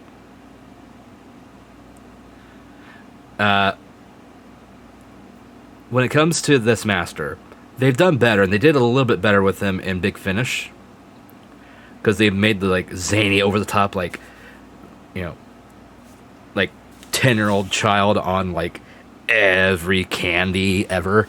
They toned that down a lot. But I mean, like, considering we missed out on Derek Jacobi as the Master, with you know, his transformation, you know, as Yana into Sims Master, is just, we've missed out, because God, Derek's Master is so good. The War Master is fantastic on Big Finish, just evil in the best way. So comparing John Sims Master to other incarnations it's a challenge. And yeah, Michelle Gomez, I love Michelle Gomez's Master. So good. So good. But coming off the Waters of Mars' thrilling, complex storyline, it's hard not to wish that Ten's conclusion was a bit more engaging in the narrative department. Now, for me personally, I think I have to agree that the storyline element of that episode wasn't the strongest. And we still have plenty It's of War not the Master storyline eventually that once I get sticks more. in my mind that I can always remember. But I still have like 3 box sets we haven't listened to yet. That the emotion was definitely there, and I don't think I have a problem with the farewell tour as it's put here, because particularly for the 4th series and for David Tennant's Doctor, those companions are such an important part of the storylines that we've seen. So I almost feel like it wouldn't have been right for him to have not said goodbye to them. I do think that there is one character in that lineup of farewells that just wasn't quite right. It seemed a little out of place, which was the great-granddaughter of Joan Redfern. Number 9. Yeah, that was a little Could weird. the 5th Doctor have saved Adric? Although Adric is usually at the bottom of the pile when it comes to ranking the companions, his death in 1982's Earthshock was one of the most, well, shocking moments in the show. I don't know many So people that much were sad so that the Adric end went. credits rolled in complete and utter silence for the first time in Doctor Who history. But rather unexpectedly, Adric found himself back in the news when Series 12 was on the air in early 2020, with fans debating whether or not his death could have actually been prevented by the 5th Doctor. This debate was sparked by the episode Praxeus, where the 13th Doctor uses her TARDIS to rescue Jake Willis, who has decided to manually pilot a small spaceship after its autopilot fails. Of Right course, before this this 13th spaceship Doctor. explodes, the TARDIS captures Jake like a net, shielding him from the explosion and saving his life. Many fans then pointed out the similarities between Jake's situation and Adric's, with the E-Space stowaway also trapped on a doomed spaceship that's about to blow him sky high. In this case though, the 5th Doctor does nothing, instead watching on in disbelief as his companion dies. So why couldn't the 5th Doctor have used the same trick that the 13th Doctor did? Seems like a fair question at face value, but many Because of those Chibnall's riled up writing Adric is kinda- supporters missed that the 5th Doctor's TARDIS console was badly damaged by a Cyberman, which prevented him from flying to his friend's rescue. And still, some fans think that this is a rather flimsy excuse because How? the TARDIS has a mind of its own and therefore should have been able to function still. While others, hilariously, just think that the Doctor didn't like Adric and so couldn't be bothered to save him. That's fair. I mean, it's rather cold, but maybe understandable. Now, to be honest, I don't really have much knowledge of the classic era of Who, so I don't really feel comfortable making a personal opinion on that situation. But our very own Sean Ferrick does indeed have some very strong opinions about Adric, so I would suggest checking Yeah. out the video where the classic Adric can be companions are ranked really from best annoying, to worst, so I which kind will of be get linked in him the not being a description popular below if you character. want to hear his side of the story. I think he did him a little Number bit better with 8, Big Finish, In the but Forest still. of the Night. Series 8's In the Forest of the Night has always... Okay, I can explain the Adric hate very well. Just remember, if you've watched Star Trek, there's a reason the genius child gets to be a problem. Wesley Crusher. Adric is a proto-Wesley Crusher. Okay, so Wesley Crusher was this, like, child, like, prodigy, highly intelligent, helped save the Enterprise multiple times, just this really smart, kind of full of himself character at times. Not too bad. Like, he just kind of... They tried to make him, like, a big character and a big deal a lot of time, and make him front and center, and it just was a kind of a self-insert character for Gene Roddenberry, a little bit. Adric has some of those similar problems, being a very smart person. I need to go to sleep. Hope you enjoy the rest of the stream. Love your face, Zan. Love you too, Quinn. You take care of yourself, alright? I'll probably catch you tomorrow at some point in some chat somewhere. But you get a good rest and give my best to Hell. You know, once Hell wakes up. But thanks for playing, Words on Stream with me tonight. Appreciate it. But yeah, with Adric, the problem with Adric was he had ego. He was very much this, oh, I'm actually smarter than you. Yeah, that's a fact. Like, he was blunt and kind of just an asshole at times, especially towards the other companions. Like, him and Tegan would have problems sometimes, and he was just smart off to her in a way that was just like, makes you want to slap him. So I get the Adric hate. If they toned down that a little bit and done things a little bit differently, I think Adric would have been fine. Not a great companion, but fine. But I understand the Adric hate. I really kind of do. Big Finish has done okay with him, though. So, you know, there's at least that. It's been a controversial episode, but I don't think you realise just how much it split the fandom in. Oh, sorry. Let's start back over on this 8, one. In the Forest of the Night. Ah, this one. Series Yeah. 8's In the Forest of the Night has always been a controversial episode. This is not a good I story. don't think you realise just how much it split the fandom in two. In 2016, this 12th Doctor story was voted the most divisive Doctor Who episode ever in a Radio Times poll. beating out fellow 12th What? Doctor stories Sleep No More and Kill the Moon, as well as the 6th Doctor series No. In the Forest of the Night, worse than the Twin Dilemma? Vengeance on Varos. Now that's What? Vengeance of Varos is actually a good 6th Doctor story. What the fuck are you all talking about? quite a feat. So what earned In the Forest of the Night this not so coveted title? On the positive side, this Series 8 adventure was praised for its creative premise. The people of Earth wake up to discover that the planet has been completely covered by large forests, and its lighter, more fairy tale tone. A refreshing contrast from the darker episodes of the Yeah, I series. wasn't a fan of this episode at Detractors all. labelled it aimless, threatless, and felt that there were a few too many silly moments, forcing then showrunner Stephen Moffat to jump to its defence, calling it beautifully and elegantly written. Now, it's pretty rare for the showrunners to I mean, there jump in on was an mistakes, interesting which just idea goes to there, show but how divisive I don't think it this was developed episode well. actually was.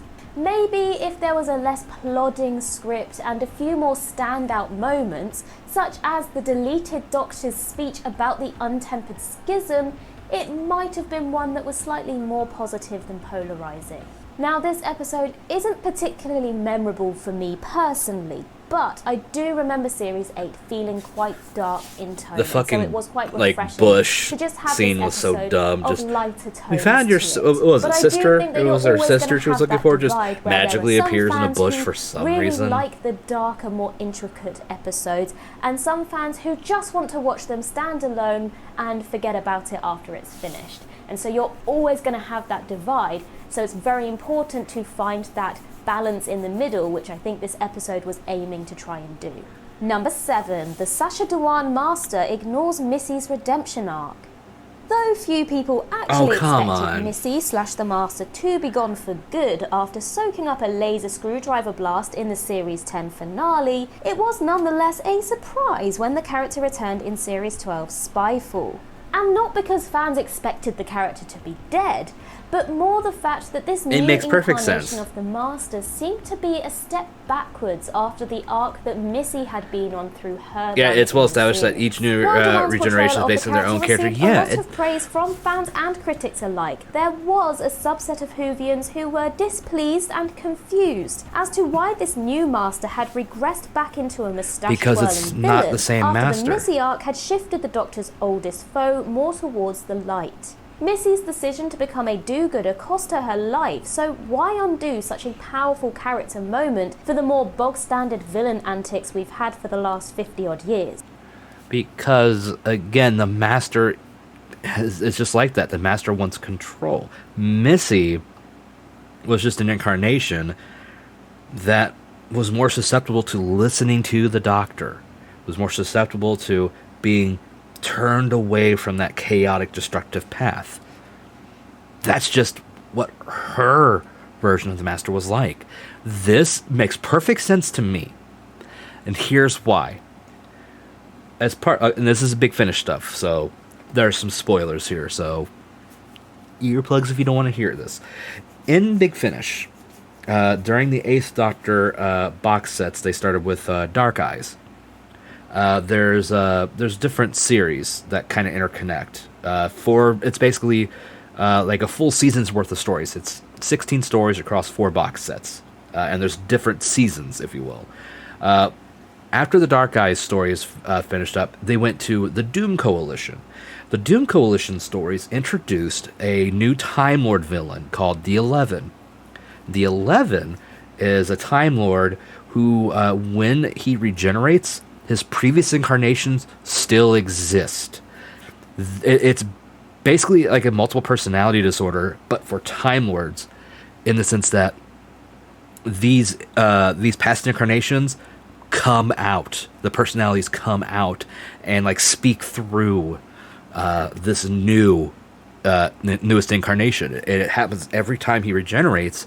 That past incarnation will remain in the psyche and will come out and interact. And not only like will he talk with himself and argue, and they'll scheme with each other to create new ideas and stuff, but they'll actually banter and argue and do stuff with other people externally, like speak out verbally. It's not just in his head. They're in there, but they can interact with those around them.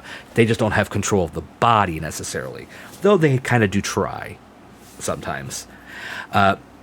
There is one point we meet a previous incarnation of the 11 called the 8, who is living in a monastery. He's a monk, and he is, by all accounts, a good man. He is what Missy is, where Missy was someone that turned away from, that darker aspect of themselves or their past, and kind of went with the redemption.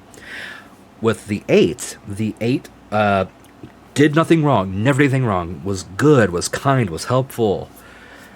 And he is the black sheep of the different reincarnations, or the different incarnations of the 11. And they mock him over it. They actively will internally threaten him all the time whenever he speaks out, because he doesn't want to hurt people. He doesn't want to be aggressive. It is not impossible for a Time Lord to have a personality change like that. At all.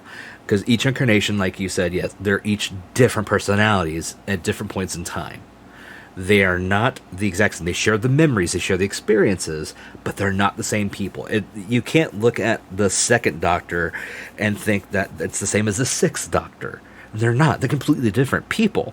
They're the same person, but they're not the same personality. They're not the same identity. And that's just the way Time Lords work. So I think anyone that argues like the 13th Doctor's master is different from the 12th Doctor with Missy, it's not the same. Of course they're not the same. And it's not a good argument to complain about does redemption? No, it doesn't. Missy was redeemed in the end. Missy did good. There's nothing wrong with this. Doesn't spit on that. It doesn't detract from that journey. That was Missy's journey. That was that incarnation's journey. This is a different one. Those experiences don't necessarily matter to this master. Now, credit where credit's But yeah, no, due. it's Sacha the Dhawan 11 has is been such a one good of the character. highlights of the Chibnall era, and Such it a looks good like character. that streak is going to continue in the Centenary special. But I can understand the confusion. Big Finish's The Lumiat has explored this gap between Missy in Series 10 and the Master in Series 12, but there are a lot of fans who don't have access to the Big Finish audio dramas, and so it probably would have been better if they'd explored this in the actual TV series, so that that confusion could have been. This is why I recommend listening to Big Now, Finish. I have just There's done a extra little bit master of lore too in research there. into the Lumiat, and the premise does sound very, very interesting, where Missy has her own version of the Valiard. So whereas the Doctor has this version of themselves that's pure evil, Missy has the Lumiat, which is pure good, which I think is extremely interesting. But like I said, if you don't have access to Big Finish, then that is going to be very confusing to the audience. Number 6. Are the Daleks overused? Yes. That was an easy one. Yes, Daleks are overused. I love the Daleks. They are overused. They are a crutch. Yeah, I love the Daleks, but they're a crutch. Daleks and Cybermen are such a crutch in the modern era. It's ridiculous. We have had more stories with the Daleks and the Cybermen today than we have in the past, in the classic era. And they had more Doctors in the classic era.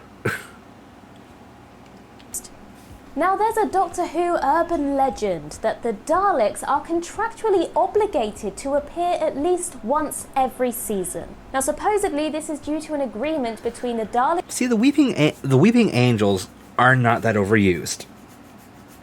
I mean, they were in their original story with Blink. They were in... God, I'm bad at remembering.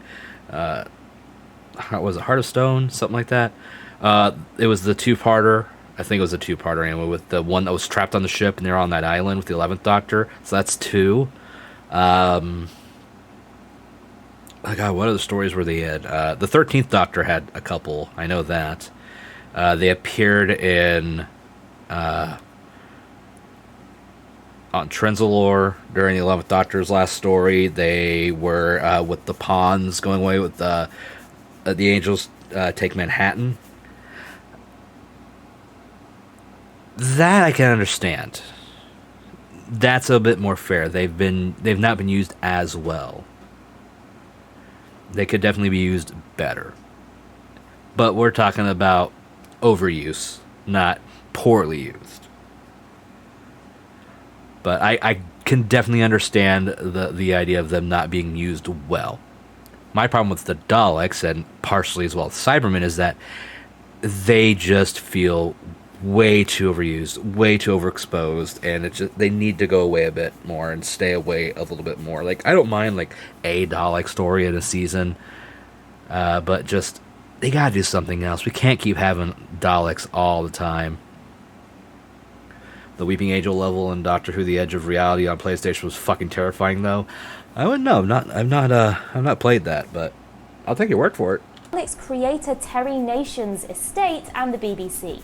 Whether or not there is any shred of truth to that remains to be seen, but the Daleks do indeed rear their heads on a consistent yearly basis. Even when they don't have an episode to themselves, they can't resist a cameo, which has got fans asking the question of whether or not they're overused, and whether it would be best if they were rested for a while. On one side of the argument, the Pepper Pots have been used in some new and interesting ways over the course of their 59-year-long shift, from introducing their creator Davros in 1975's Genesis of the Daleks, to Series 11's body-controlling reconnaissance scout. Plus, they're the bloody Daleks. They're one of the most iconic parts of Doctor Who and have been since the very beginning. But on the other hand, it's no longer exciting or surprising when Skaro's finest wheel onto our screens. And they've also been outstripped by other villains in terms of power and scare factor, bringing their status as the Doctor's greatest enemy into question. Personally, I don't think they're overused. Maybe a little bit at the beginning during kind of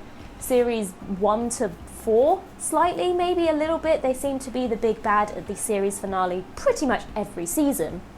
But I also agree that they are so iconic and such a big part of Doctor Who that without them it just wouldn't be the same. Number 5, the 6th Doctor.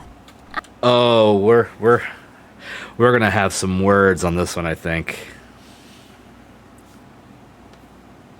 Let's see. I can't wait to hear this one. As many polls and rankings will demonstrate, Colin Baker's 6th Doctor is one of the least popular incarnations in the show. And they're wrong. Digital Spy and Radio Times have both got him at the bottom of their fan-voted lists, and even some of our... Oh yeah, very bad time, because you're wrong. The 6th Doctor is a fantastic Doctor. The show didn't do him justice. I will perfectly say that. The problem is Big Finish exists, and Big Finish has done great work with the 6th Doctor. The 6th Doctor is one of my favorite Doctors. Hands down. Just listened to his newest box set today, actually, while at work, and he's just fantastic. I mean, you could just listen to the Big Finish stuff. You could always come hang out in the Discord server. We do Big Finish in there on Mondays. You could come hang out. 7:30 p.m. Eastern, which is like 5 hours behind you. Just add 5 hours. It's like about midnight or so, I think. Usually about the time I start, about 12:30, 1 in the morning for you. Depends on, it's not like you're not up late or anything. We usually go for a couple hours, get a few good stories, and we're doing 9th Doctor this coming Monday, the next box set with Eccleston.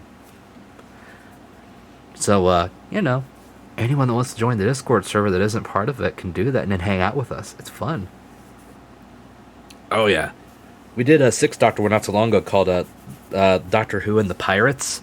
And it was basically the Pirates of Panzan. It took music from that, redid the lyrics in that, and did part of that in the story. Like, the Doctor, sings. They're singing in this story with pirates and that, and it was a fun time, even though it wasn't a lighthearted good time the entire time, but it just shows the fun things you can do with Big Finish. But yeah, no, people that list the 6th Doctor as the worst Doctor, they're just wrong. Objectively wrong. Like, I think even taking the show into consideration, I would still put the 6th Doctor above the War Doctor if we're only taking the show, because I love the War Doctor. He's fine, But he gets that one story and that's it. Even the 8th Doctor only got one story, and that was it. The 6th Doctor just got screwed over by, a lot of bad writing and a lot of problems with the BBC trying to kill the fucking show. I mean, in a lot of ways, the 6th Doctor era mirrors the 13th Doctor's era, where it was an era let down by script writing and a bunch of other issues, especially when it comes to the management of the BBC and such. And, I'm sorry. I just think people are wrong on this. Our own rankings do the same. And it's a similar story with episode polls too, with Baker's debut serial, The Twin Dilemma, being voted televised Who's worst outing not once, not twice, but 3 separate times by Doctor Who magazine readers. That one's at least fair. I've seen The Twin Dilemma. It's bad. It's bad. With hardcore Whovians, though, it's a slightly different story. Sure, it's not like he suddenly shoots to the top of people's lists, but there's no question that love for Baker's Doctor has increased in recent times, thanks to his successful run of Big Finish. He's definitely on the top audio of my dramas. list. Indeed, many will agree that the 6th Doctor works far better on audio, which is something that our very own Tom Howson noted in 2020, stating, Big Finish enhances the 6th Doctor. Colin's incarnation is simply a joy, and it's understandable why you'd wish to travel with him. Colin Baker even got to do an audio story that was written by the king of modern Who, Russell T Davies, which instantly upped his Doctor's cool factor. But all this is to say is that your opinion of the 6th Doctor is widely dependent on whether or not you are an audio listener. You should be. His TV era was categorised by its brash tone, violent content and frequent behind-the-scenes drama, and it was this ill-fated mid-80s run that doomed him to the bottom of those fan polls, likely for a good long while. Yeah. However, he is much more likeable over at Big Finish, making his entire era a tale of two halves, and one of the most divisive runs a Doctor has ever had. Now again, I'm not particularly knowledgeable of the classic era of Who, so I don't have a strong opinion either way of the 6th Doctor, but I have listened to some of the audio adventures that do include him, particularly The Diary of River Song, and I do think that he sounds very fun and exciting, so I do agree that the audio dramas have worked in his favour. Oh yeah. Number 4. Should the Doctor become romantically entangled with their companion? No.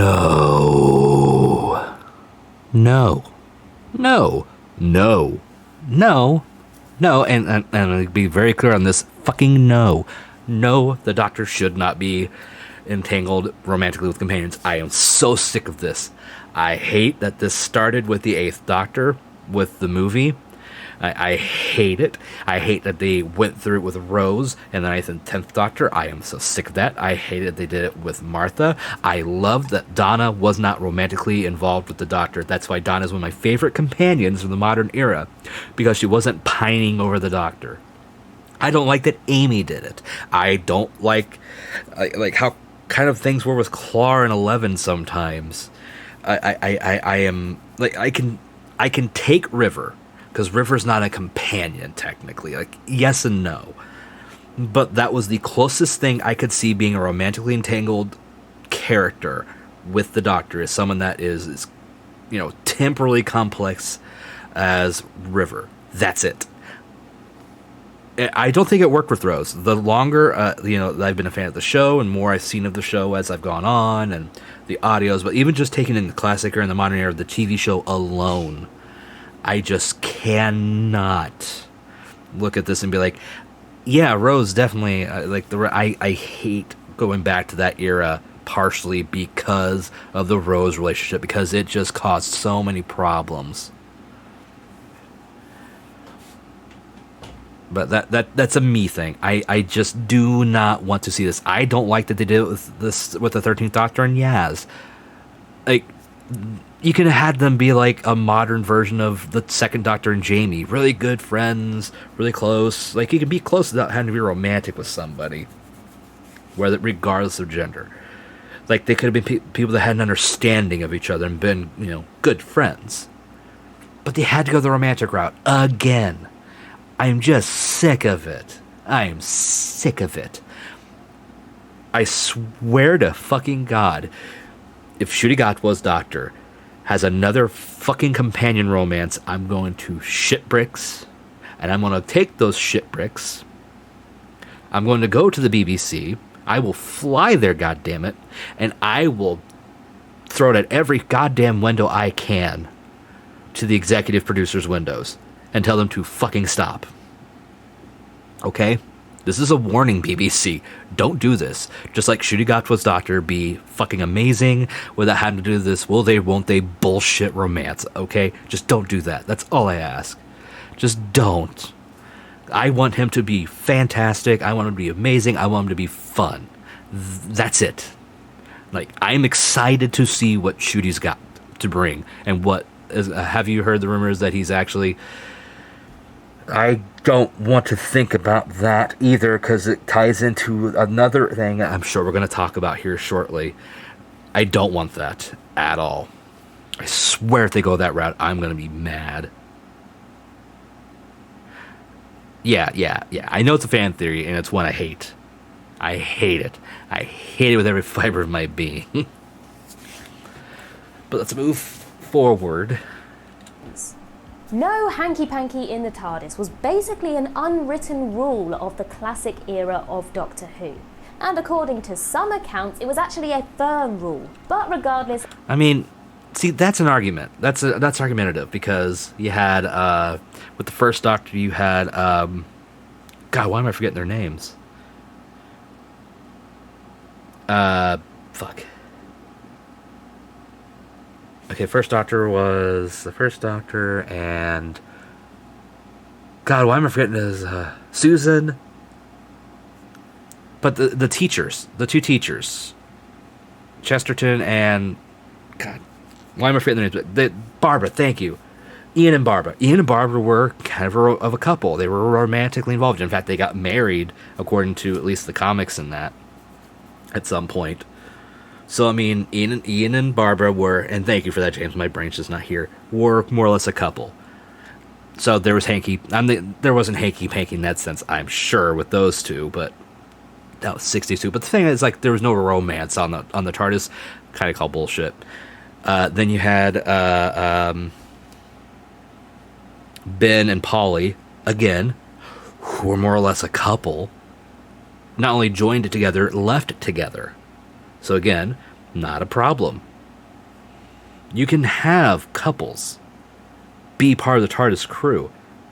We did it not too long ago. I mean, technically not too long ago, but, you know, with Amy and Rory. Again, fine. Great. And in fact, their hanky-panky on the TARDIS is what led us to River. So no complaints here. The problem I have, like, with that argument is, like, no hanky-panky on the TARDIS is companions with other people's fine. Just stop it with the Doctor. That's all I want. The Doctor does not need romance at all. As to which version of events is true, the point is clear efforts were made to not have the Doctor be romantically involved with, well, anyone. But all that changed with the 1996 TV movie, where all of a sudden Paul McGann's 8th Doctor was snogging companion Grace Holloway. Now granted, this was more of an American take on the character, portraying him as a dashing Hollywood hero, rather than the awkward weird uncle of the main series. But even when the show returned to British waters with the 2005 revival, that romantic angle didn't go away. In fact, it actually became more prevalent, with the 9th Doctor and Rose growing closer and closer throughout their time together before capping off Series 1 with a kiss. Things kicked up a gear when the snoggaholic 10th Doctor entered the scene, with he and Rose pretty much becoming an item by the end of Series 2, and even declaring their love for each other, or well, almost in the Doctor's case, on the beach at Bad Wolf Bay. The modern show's decision to make the Doctor a romantic character has been criticised and appreciated in equal measure. To some, the Doctor is an asexual being, which is more or less what we got throughout the entire classic series. I actually to prefer others, that giving the Doctor a love more. interest makes them more relatable and adds an interesting dynamic to their relationship with their companions. Either approach can work, which has been demonstrated throughout the decades of the show. It just entirely depends on what the showrunner at the time wants to do with their version of the character. We all know that I love River Song, and I do really love that story arc of River and the Doctor, but I do think that in terms of a romantic relationship for the Doctor, it needs to be very specific. In the case of River Song, this character is kind of 50%. The point of her is to... Yeah, I get what you mean. But again, we also don't know how Time Lords reproduce, now do we? See, that's the thing. When it comes to Time Lord physiology, we do not know how Time Lords reproduce. We know in the books, the Virgin books from the 90s, there was the Looms, which basically does genetic recombination for Time Lords, and creates a whole new Time Lord kind of deal. That's what was in the books. Now, that's not technically canon with the show. It's more of the, like Star Wars Legends kind of deal. You know what I mean? So it's not canon, but people can make it canon in a sense, too. As far as Susan being his granddaughter, yeah. You don't have to be, like, strictly asexual. You can be, what's the word I'm thinking, where, like, you're attracted to, like, intellectual things. Like, the Doctor doesn't, like, not dating non-Time Lords was fine. As far as, like, the implication of him and the Master, like, him and Missy, I kind of could see that kind of weird thing going. I don't remember how much implied that's been on the show beyond that, like before that, because in like stuff like Big Finish, it was implied that they were childhood friends, and as well as some other things I don't want to spoil because it's a really good story that I'm thinking of, but they don't have the romantic things involved in that aspect. That's kind of a way more recent thing they've tried to do. But again, the Doctor being romantic with average normal companions. River was an exception because River was essentially kind of a Time Lord, but not fully. You know, this was a person that had a connection with time that is different from someone like Rose or Martha or Grace or any of the others. You know what I mean? That's the difference here. I'm just sick of, you know, the modern day girl companion getting the romance of the Doctor kind of thing. I'm just sick of it. I remember some sort of line from the Doctor about how humans have a relationship to gender and sexuality that the rest of the universe have moved beyond. Yeah, so I guess they do have sex, but have a different relationship to it than humans do. Maybe. Again, we don't know. That it's not been explained, like, on screen. And here's the problem. Thanks to fucking Chibnall, we're not going to really find out how it works anyway, technically, because, you know, the Time Lords don't exist again.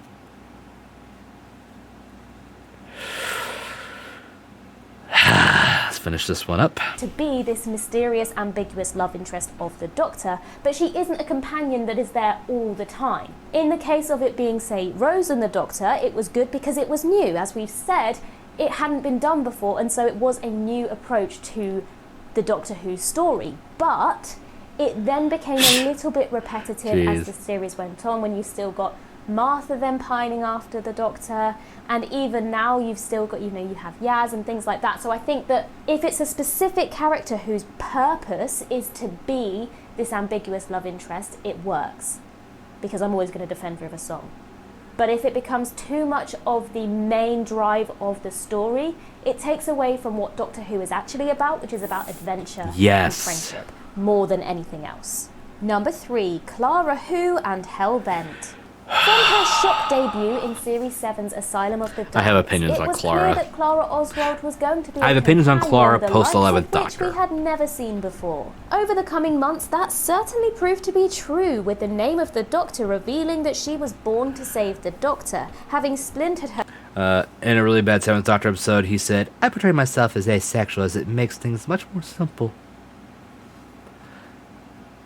I don't know which 7th Doctor episode that would be. I've not seen all of them. I'm still missing a lot of his era. Also, hi Marie, how you doing? I'm using the correct name this time instead of the other one you used to go by. We're getting ready to go into Clara now and Hellbent, so this will be fun. Herself along his timeline to save him from various threats throughout his life. Continuing this theme of being a Doctor-like... They paint a baby green. Nope, not ringing a bell. It must be one of the ones I've not seen. Character, Series 8 even saw Clara on occasion fill in for the Time Lord, most notably in Flatline when he was unable to leave his TARDIS. I actually like Flatline, by the way. I enjoy Flatline. Like, this was something different. Like, having the companion kind of doing the doctor role is fine as a kind of one-off interesting idea. So I don't like, people have a problem with this story. I think is kind of a stretch for like the reasons I have problems with Clara. But like the story here, I think was fine the way they did it. And this continued emphasis on the character led to accusations that she was being overused, with detractors even coining the phrase Clara Who. Now, it is somewhat understandable that these fans felt that Clara was overshadowing the Doctor, but also overshadowing the show's previous companions. At the same time, though, plenty of viewers found Jenna Coleman's bubbly performance hard to dislike, and Stephen Moffat did garner some props for trying something new, actively avoiding the same old companion role we'd seen a million times before. The Clara controversy reached its peak in the series 9 finale Hellbent, which was criticised for undoing her death in face the Bad time to mention I like Clara and the whole like time stream story. Again, the time stream thing was 11th Doctor. My problem with Clara starts after the 11th Doctor. It starts with 12th Doctor and Clara. Like, I didn't mind the whole like mystery girl thing they did. You know, I actually kind of liked like the other incarnations of Clara that we saw before we met Clara. Oh, sorry. Well, shit. You should sub then.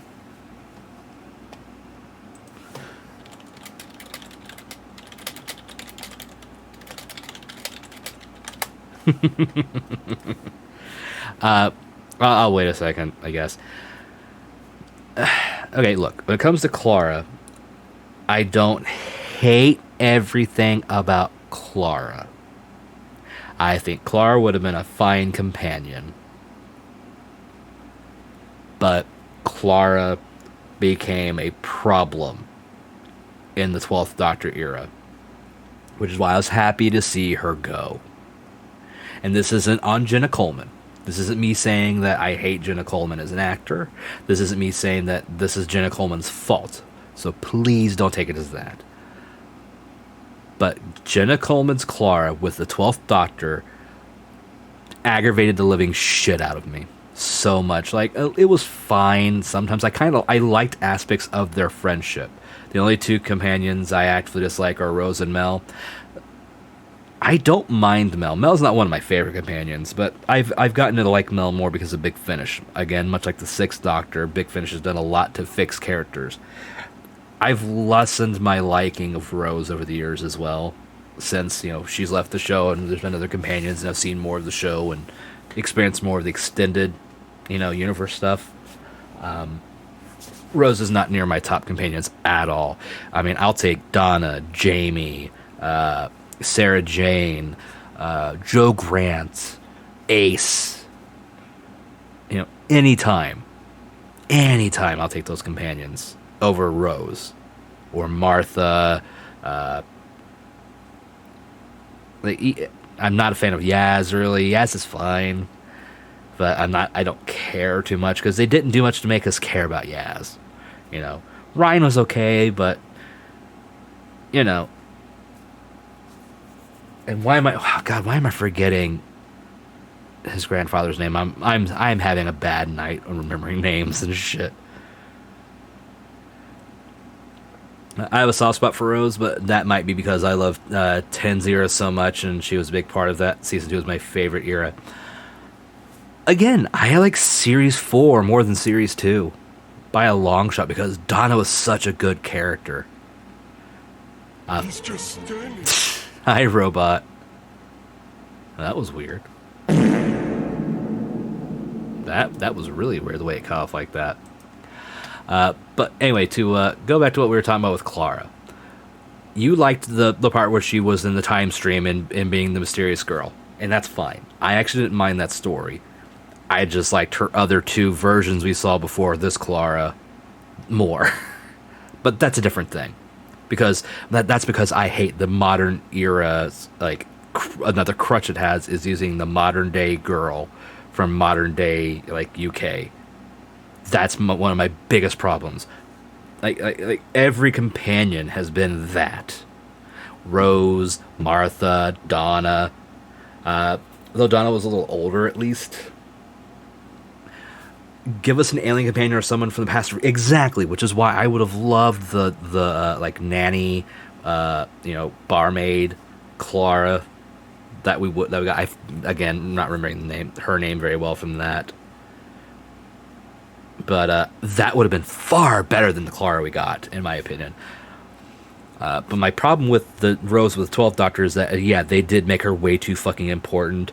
They made it just so much about her life with Danny and the will they won't they stuff going on with that, and like, is it wrong that she's traveling with the Doctor? I hated the through line with Clara's story as the time went on, and after Danny's death, I think that they had the chance to get rid of her with the Christmas special, and they almost did apparently, but they changed their minds. I wish they fucking hadn't. I wish they had let her die in the Christmas story.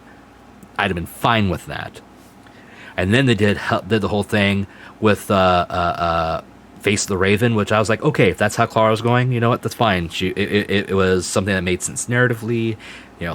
She made stupid decisions. She made a stupid gamble, and it didn't pay off, and it cost her. And I think that her dying due to her own hubris was poetic in a way that I think would have redeemed Clara a little bit more for me. And then Hellbent happened, and I was just pissed. Yeah, she became less interesting with 12. Oh, fuck yes, she did. Rose is such an unlikable bitch, like her getting jealous over Sarah Jane, the way she treats Mickey, just ditching him when he's clearly traumatized after being abducted by the Autons, and then being very angry with him for moving on when she disappeared for a long time. Oh yeah, definitely. Like I said, there's definitely aspects of Rose that I can't stand as I've gotten older. I don't hate her, but I definitely don't have like the same affinity for her I did when I first started watching the show, because again, she was one of the first companions. She was the first companion I ever saw, because my first story was Blink. I was introduced through Blink, so there was no companion. I mean, there was Martha, but we didn't really get to know Martha in that story, because it was a Dr. Light story. So Rose is the first proper companion that I was introduced to and got to know. And I watched the show chronologically from that point. 9th Doctor, on to 10, on to, so on and so forth. But, again, it's just I've experienced better companions, so that's why I don't like Rose as much. I can't argue with any of that. I just remember the culture of Who at the time. It was everywhere, and Rose represents that era for me. That's fair. Though, to be fair, the 11th Doctor's era was more popular than even the 10th Doctor's era. It's just 10th Doctor fans are way hardcore. And 10th Doctor, as much as I love the 10th Doctor, he's still not my, top Doctors. He just isn't. I mean, I've done a whole YouTube video on it several years ago now, where he wasn't even my top 6 Doctors, if that tells you something. And none of that is to do with their characterization. Yes, I figured that might be the case. Anyway, let the video continue before I ramble for an hour. The Raven, as well as doubling down on her desire to be like the Doctor, with the episode actually giving her a TARDIS of her own. Yep. Now, I'm not personally a massive fan of Clara. I found her to be a little bit dull in comparison to previous companions. I did like her original story arc being splintered throughout the Doctor's timeline, but I think it started to take a very different turn following that. But I'm not one who likes change very much, and so I think once the notion of the companion changing slightly kind of put my nose out of joint slightly, and maybe that's something that I need to get over more than the show itself. Number 2, should the 4th Doctor have destroyed the Daleks? Ooh, this will be an interesting one. I think it's how the show just kept hammering how special and wonderful Rose is, and how she's just the first person the Doctor ever loved, and she gets her own special version of the Doctor she can be with forever, and fucking God, I hate it. Again, like I said, I've soured more on Rose as I've gotten older and watched more of the series, so completely understand. Anyway, this is a good one. For those that don't know this story, this is the story Genesis of the Daleks, and it is considered a classic amongst the Doctor Who canon.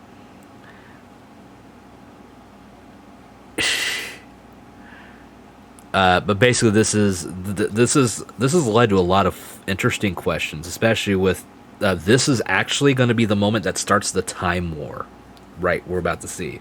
So just a heads up on this. There are few moments in Doctor Who history as pivotal as 1975's Genesis. We already of talked about the Adric's Daleks. death earlier. That As was the in this name video. suggests, this fourth Doctor serial tells the story of the Daleks' origins. But if Tom Baker's mad-eyed Time Lord had acted differently, it could also have told the story of their end. Just touch these two strands together and the Daleks are finished. Have I the right? Muses the Doctor, his hands clutching the device that could end the tin cans forever. His hesitation is understandable. After all, genocide is a pretty big thing to have on your conscience, no matter how deserving the target species may be. But at the same time, Sarah Jane also makes a valid point, reminding the Doctor that he will cause untold amounts of suffering if he lets the Daleks live. And for many years, fans have been having this same debate. Was the Doctor's decision not to destroy the Daleks his greatest Adric mistake, has the personality of or oatmeal was left he on the right counter for to too not long? alter the future? From the atrocities of the Time War to their regular attempts to invade Earth, there's no doubt that the Daleks have done some pretty heinous stuff. But, as the Doctor notes, fear of the Daleks will prompt many worlds to become allies, united against a common enemy. And maybe that's worth all the pain they cause. I think that the dilemma the Doctor faces in this episode was a really important message for audiences about morality. And also, if the Series 4 finale is anything to go by, even if you do attempt genocide in regards to the Daleks, they're gonna manage to survive somehow anyway. Number 1, the time... Fucking called it. I called it. Knew the Timeless Child was going to be up here. Fucking knew it. It's funny because this decision in the first Doctor's second story both saw him making the Dales do what they do. I don't know. Yeah, when it comes to autocorrect. Okay, so here's something interesting and a reason people need to listen to Big Finish. There's a new release out right now. It's a new box set that features Colin Baker. And essentially, he's the War Doctor. Like, it connects from... I don't know if it goes, like, straight from 4th Doctor to this version of the 6th Doctor, or at least Colin Baker playing this other version of the Doctor, or if there's still, like, the other incarnations, and then it becomes the 6th Doctor. I'm not sure. But it deals with the Genesis of the Dalek thing. And, like, the thought going a different way. It's a part of their Unbound series. So it's... The Doctor refuses to do this, and then it's like... But things happen a little differently, and we get this new version of the Doctor with, played by Colin Baker, who's not the 6th Doctor. So it's really interesting how much is connected to just Genesis of the Daleks in that moment in time of the Doctor unable to decide to do it. So it's an important moment, and I don't get why people are like split on it, but I do and I don't, But oh boy, this one we're getting ready to go into. I'll let it speak for itself before I say anything, because Timeless Child. It's tough to think of a more controversial moment in Doctor Who history than the lore-shattering revelations in the Series 12 finale, The Timeless Children. This episode told us that the Doctor isn't actually a Time Lord, but a mysterious being from another universe, one with the power to regenerate infinitely. The DNA from this Timeless Child gave the Time Lords their ability to regenerate, meaning that the Doctor is the chosen one, a god, the foundation of Time Lord society. This reveal sent shockwaves through Who fandom, with many feeling that it was unnecessary, convoluted, and even disrespectful to the show's pre-established history. Yes! What was the point in Eleven's new regeneration cycle in the time of the Doctor? Do River's own regeneration powers even make sense now? To some, it was even boring and inconsequential. What, the Doctor can regenerate infinitely? So? This was always going to be the way in some way or another for as long as the BBC wanted Doctor Who on the air. So the Time Lords lied to the Doctor about their past. And the Doctor has never got on with the Time Lords. That's part of the reason why they ran away in the first place. While discourse on the Timeless Child skews largely negative, there are those... As it fucking should. Adric was one of the companions in the era I first watched. There was also Nyssa and Tegan, who were more interesting than Adric. Well, that doesn't take much, though, Marie. Come on. This revelation wasn't anywhere near as bad as how it's been handled since. The revelation was bad, so that should tell you everything. Yeah, all of it was bad. If they were going to do the Timeless Child, it would have been far, far more sense for it to be the Master. No, not even then. Not even the Master. It shouldn't have been the Master. Do you want to know who it should have been? If you're going to do the Timeless Child, do you want to know who I think it should have been? Rassilon. It makes perfect sense for it to be Rassilon. If we had to do the stupid story, the stupid concept, Rassilon is the one who, helped make the Time Lords with the regeneration. No, not Omega. Rassilon. Because Rassilon was the one that created the limit for regeneration so he could keep in power. And it makes sense for him to constantly come back. He can retain power. He doesn't have to be active all the time. He is one of the most important figures in the history of Gallifrey. It would make so much more sense that he shows up one day, he's this child, and it comes to power and develops everything. Like, he's this mythical figure in Time Lord history today. He is this larger than life entity to them. Omega invented the, not strictly the TARDIS, but the time travel capability. He created the Eye of Harmony. That's what Omega did. And then it was betrayed. No, didn't invent the flow of time itself. Invented Time Lord society. He was like the first real big leader. He's the reason that Time Lords only have the limited regenerations. He helped harness some of this stuff, and he was kind of Machiavellian. Omega was kind of thrown in there, to be fair. But again, this was because of Rassilon's betrayal, which, of course, it was Rassilon's betrayal. But it makes more sense for it to be Rassilon. Because how many times does this fucker come back? I mean, we went to his fucking tomb, and he's suddenly alive again? Come on. Like, if he went, stasis for a while to keep up, appearances or something, it's like, oh, well, they managed to bring me back using these secret things and, this knowledge. It just makes more sense to me. And it wouldn't have fucked with anything. Because it's like Rassilon's not around all the time. He's just not. So if we're going to have someone that's a villain or an antagonist around that is going to be like Rassilon should have been the Timeless Child, period. Well, I read something about how the universe was in the Dark Age. Time had no flow, and where no creatures died in that Rassilon ended the Dark Age and began the flow of time. But I need to reread because I'd have to look that up. I don't know. When it comes to the Dark Times, that's been mentioned before. I've listened to it. It's been in Big Finish. Has mentioned that time period. I don't know. I think there was still a flow of time because there's civilizations that are even older than the Time Lords. So time was flowing before the Time Lords were a thing. So that I don't agree with. Whoever suggested this one, but as far as affecting Time Lord society and that, it makes more sense.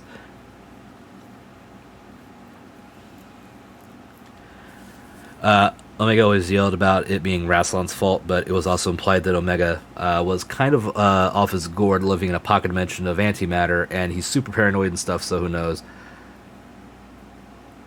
Yeah, the Sirens are definitely older than Time Lords. Yeah, that's one right there.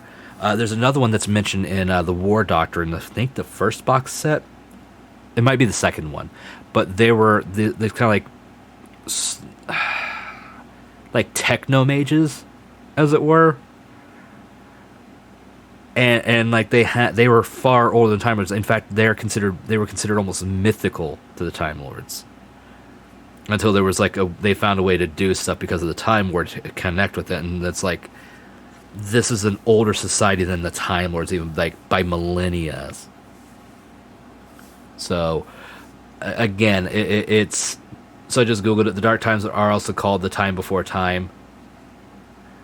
I've not seen Babylon 5, so I don't know. I don't want to ruin it because we might listen to it someday. So yeah, there was no flow of time in the Era of Chaos, I guess. But again, even then, there is a thing in Big Finish where Rassilon did control the way the universe worked to make it happen in a specific way, bipedal, with a certain flow.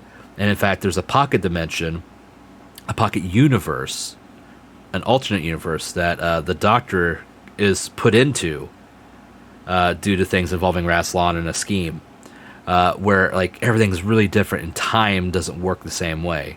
So I don't think you're wrong. If you're going to listen to it on your Discord, I'll stop posting my research here.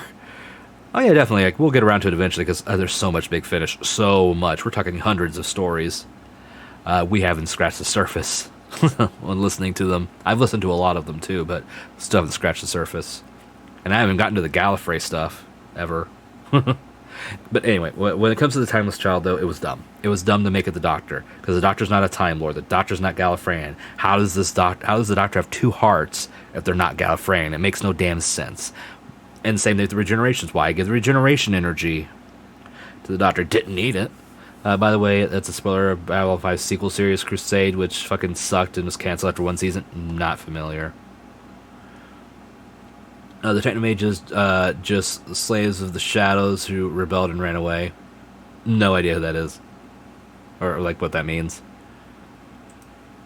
The Doctor works better as a rebel who stole a TARDIS and fucked off than some legendary figure.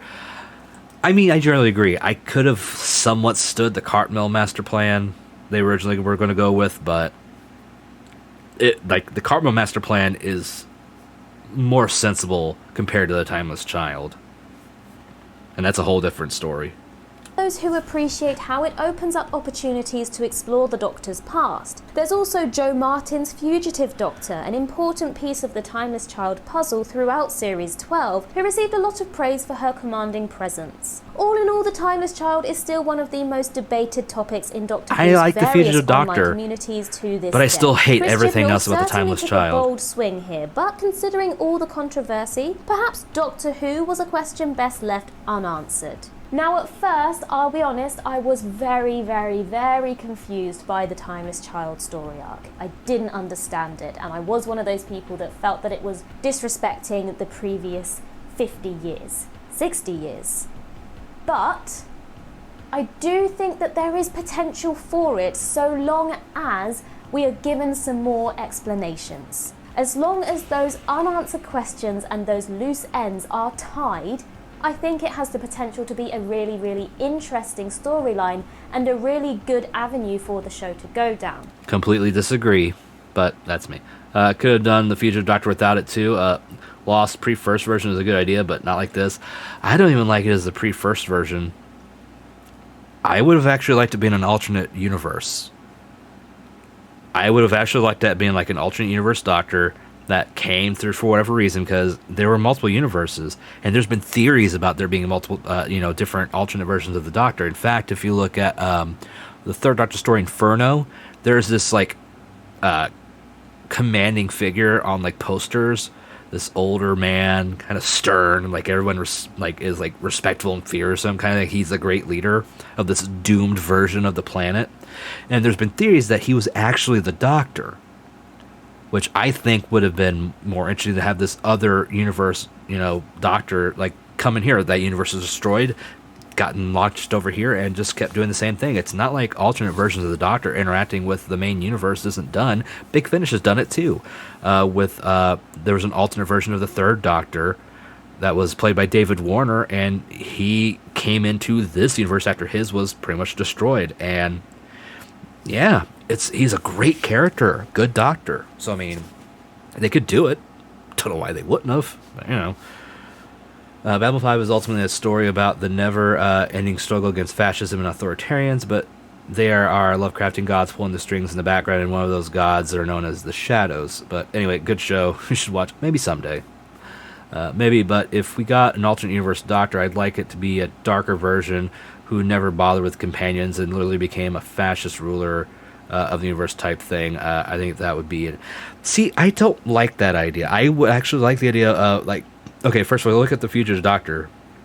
The Fugitive Doctor is way more willing to use guns and be aggressive and be it's like this super fighter kind of thing. I mean, we saw how when she was Jo Martin before the whole thing with the Watch well, not the Watch, but the chameleon arc, releasing and giving back all of her memory of being the Doctor, like she's fighting Jadoon and flipping over and rips off a horn. That's way more violent, in a lot of ways than the Doctor would be. At least our normal version of the Doctor that we know. So being an alternate universe Doctor who is more willing to be aggressive and violent puts that character more at odds with our version of the Doctor without making her evil.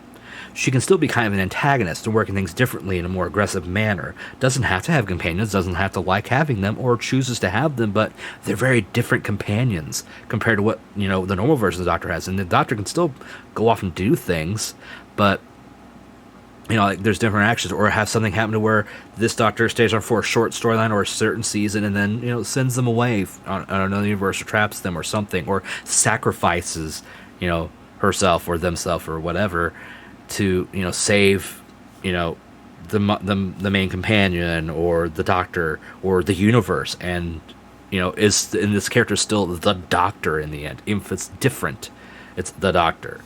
Remember that third Doctor story? Yeah, that's what I was talking about, Marie. Inferno. That was the exact story I was talking about.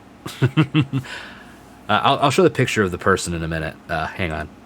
So long as it's explored fully and not left ambiguous. And that concludes our list. If your opinions are different, then do let us know in the comments below, but remember to be respectful of other people's opinions. All right, let me find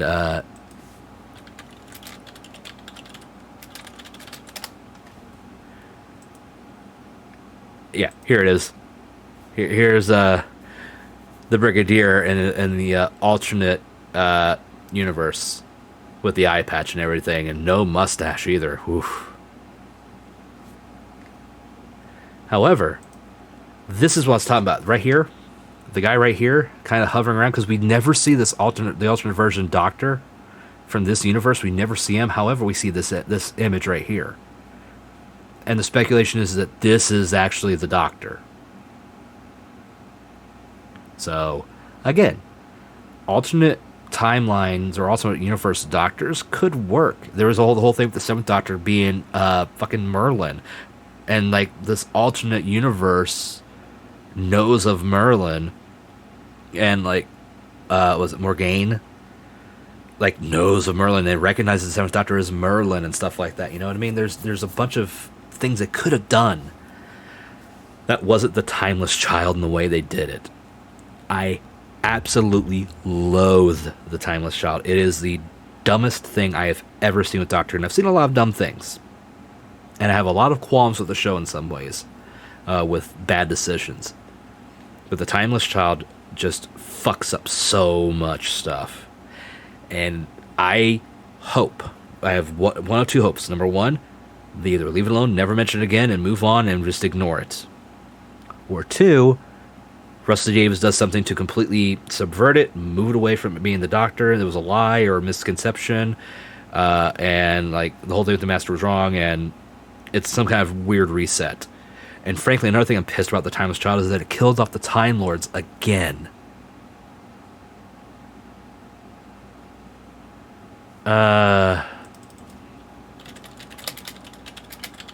Let's see.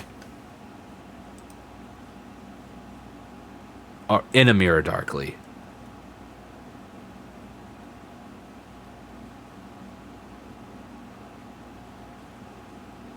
Or are you talking about Mirror Mirror? Mirror Mirror is the one with the Mirror Universe. And that was in 1967 right here. Whereas Inferno was in the 70s. That one was 1970. So, yeah, but they've also done, like, the Evil Doctor even before that, kind of. With one of my favorite classic era stories, Enemy of the World. Where we have Patrick Troughton playing double roles. He plays the second Doctor, and he plays this character called Salamander. And it's a great story. It's like they're very opposite of each other. He's a genocidal like maniac, and then you have the second Doctor and all that stuff. He's like obsessed with power and like being in charge and controlling the world and lies and manipulation. He's kind of a dark mirror of the Second Doctor in a lot of ways, but he's not a Time Lord. He's a human. It just looks like the Doctor. So I mean, it's just one of those things where they could do it without having to do the stupid shit they did with the Timeless Child. By the way, I do recommend Enemy of the World if you can get it on like DVD, Blu-ray, or whatever. It's worth it. It's a good story. But I don't know. When it comes to Doctor Who, it's very much a balancing act on like how they should do things. It's nearly 5 a.m. Here I'm going to jump off, mate. Taking the kids to see Dragon Ball Super Superhero tomorrow. Very nice choice at the cinema, and it's in 7 hours, so you need sleep. Yeah, James, thanks for popping by. And real quick, before I forget, quick shout out. People should go follow and sub to James's channel. James has been playing. Excuse me. Mine's not. My PS4 sounds like a jet engine. It's one of the things I was looking forward to. Playing Digimon Survive. So yeah, go give James a look-see when you can. But you have a good night, man, and give my best to the missus. But anyway, I'm not gonna sit here and harp on the Timeless Child. We'll be here all fucking night if I do. We're actually gonna go ahead and start wrapping up because it's already been 3 hours. I gotta work tomorrow. I gotta be up in the morning for the kids. I don't want to go overtime. So, yeah. I don't know if I'm going to do a highlight of this one. May or may not, may just let it go away. But, for everyone watching, I do appreciate you. Please take care of yourselves. We'll have a good one. I will do my best. But yeah, just drop a follow here on the channel if you've been enjoying yourself. Want to support the channel, drop a sub so you can get some awesome emotes and it helps the channel out. You can also... you refuse. You always refuse. Go ahead and if you don't want to sub, you can go right here through Stream Elements, and it goes to my PayPal, which means no money for Twitch, which is fine, and of course the merch shop, which is right there, and you get some cool Spritz stuff. But I'll be back Thursday. We're going to be playing some more Lamplight City. So, speaking of alternate timelines and alternate, happenings, an alternate 1844, where the U.S. is still part of the British Empire, and there's a detective with his dead partner talking to him from beyond the grave in his own head. Things happen, and there's a bunch of steampunk stuff, so, Ori Story Dodge Taco Bell, you can't make me take care of myself. I mean, if you're gonna share that Taco Bell with me, I'm fine. I don't care. You're feeding yourself. That's taking care of yourself. Doesn't matter if it's Taco Bell. I'm not gonna shame you on it. I like Taco Bell enough. But we're gonna find someone to raid here real quick.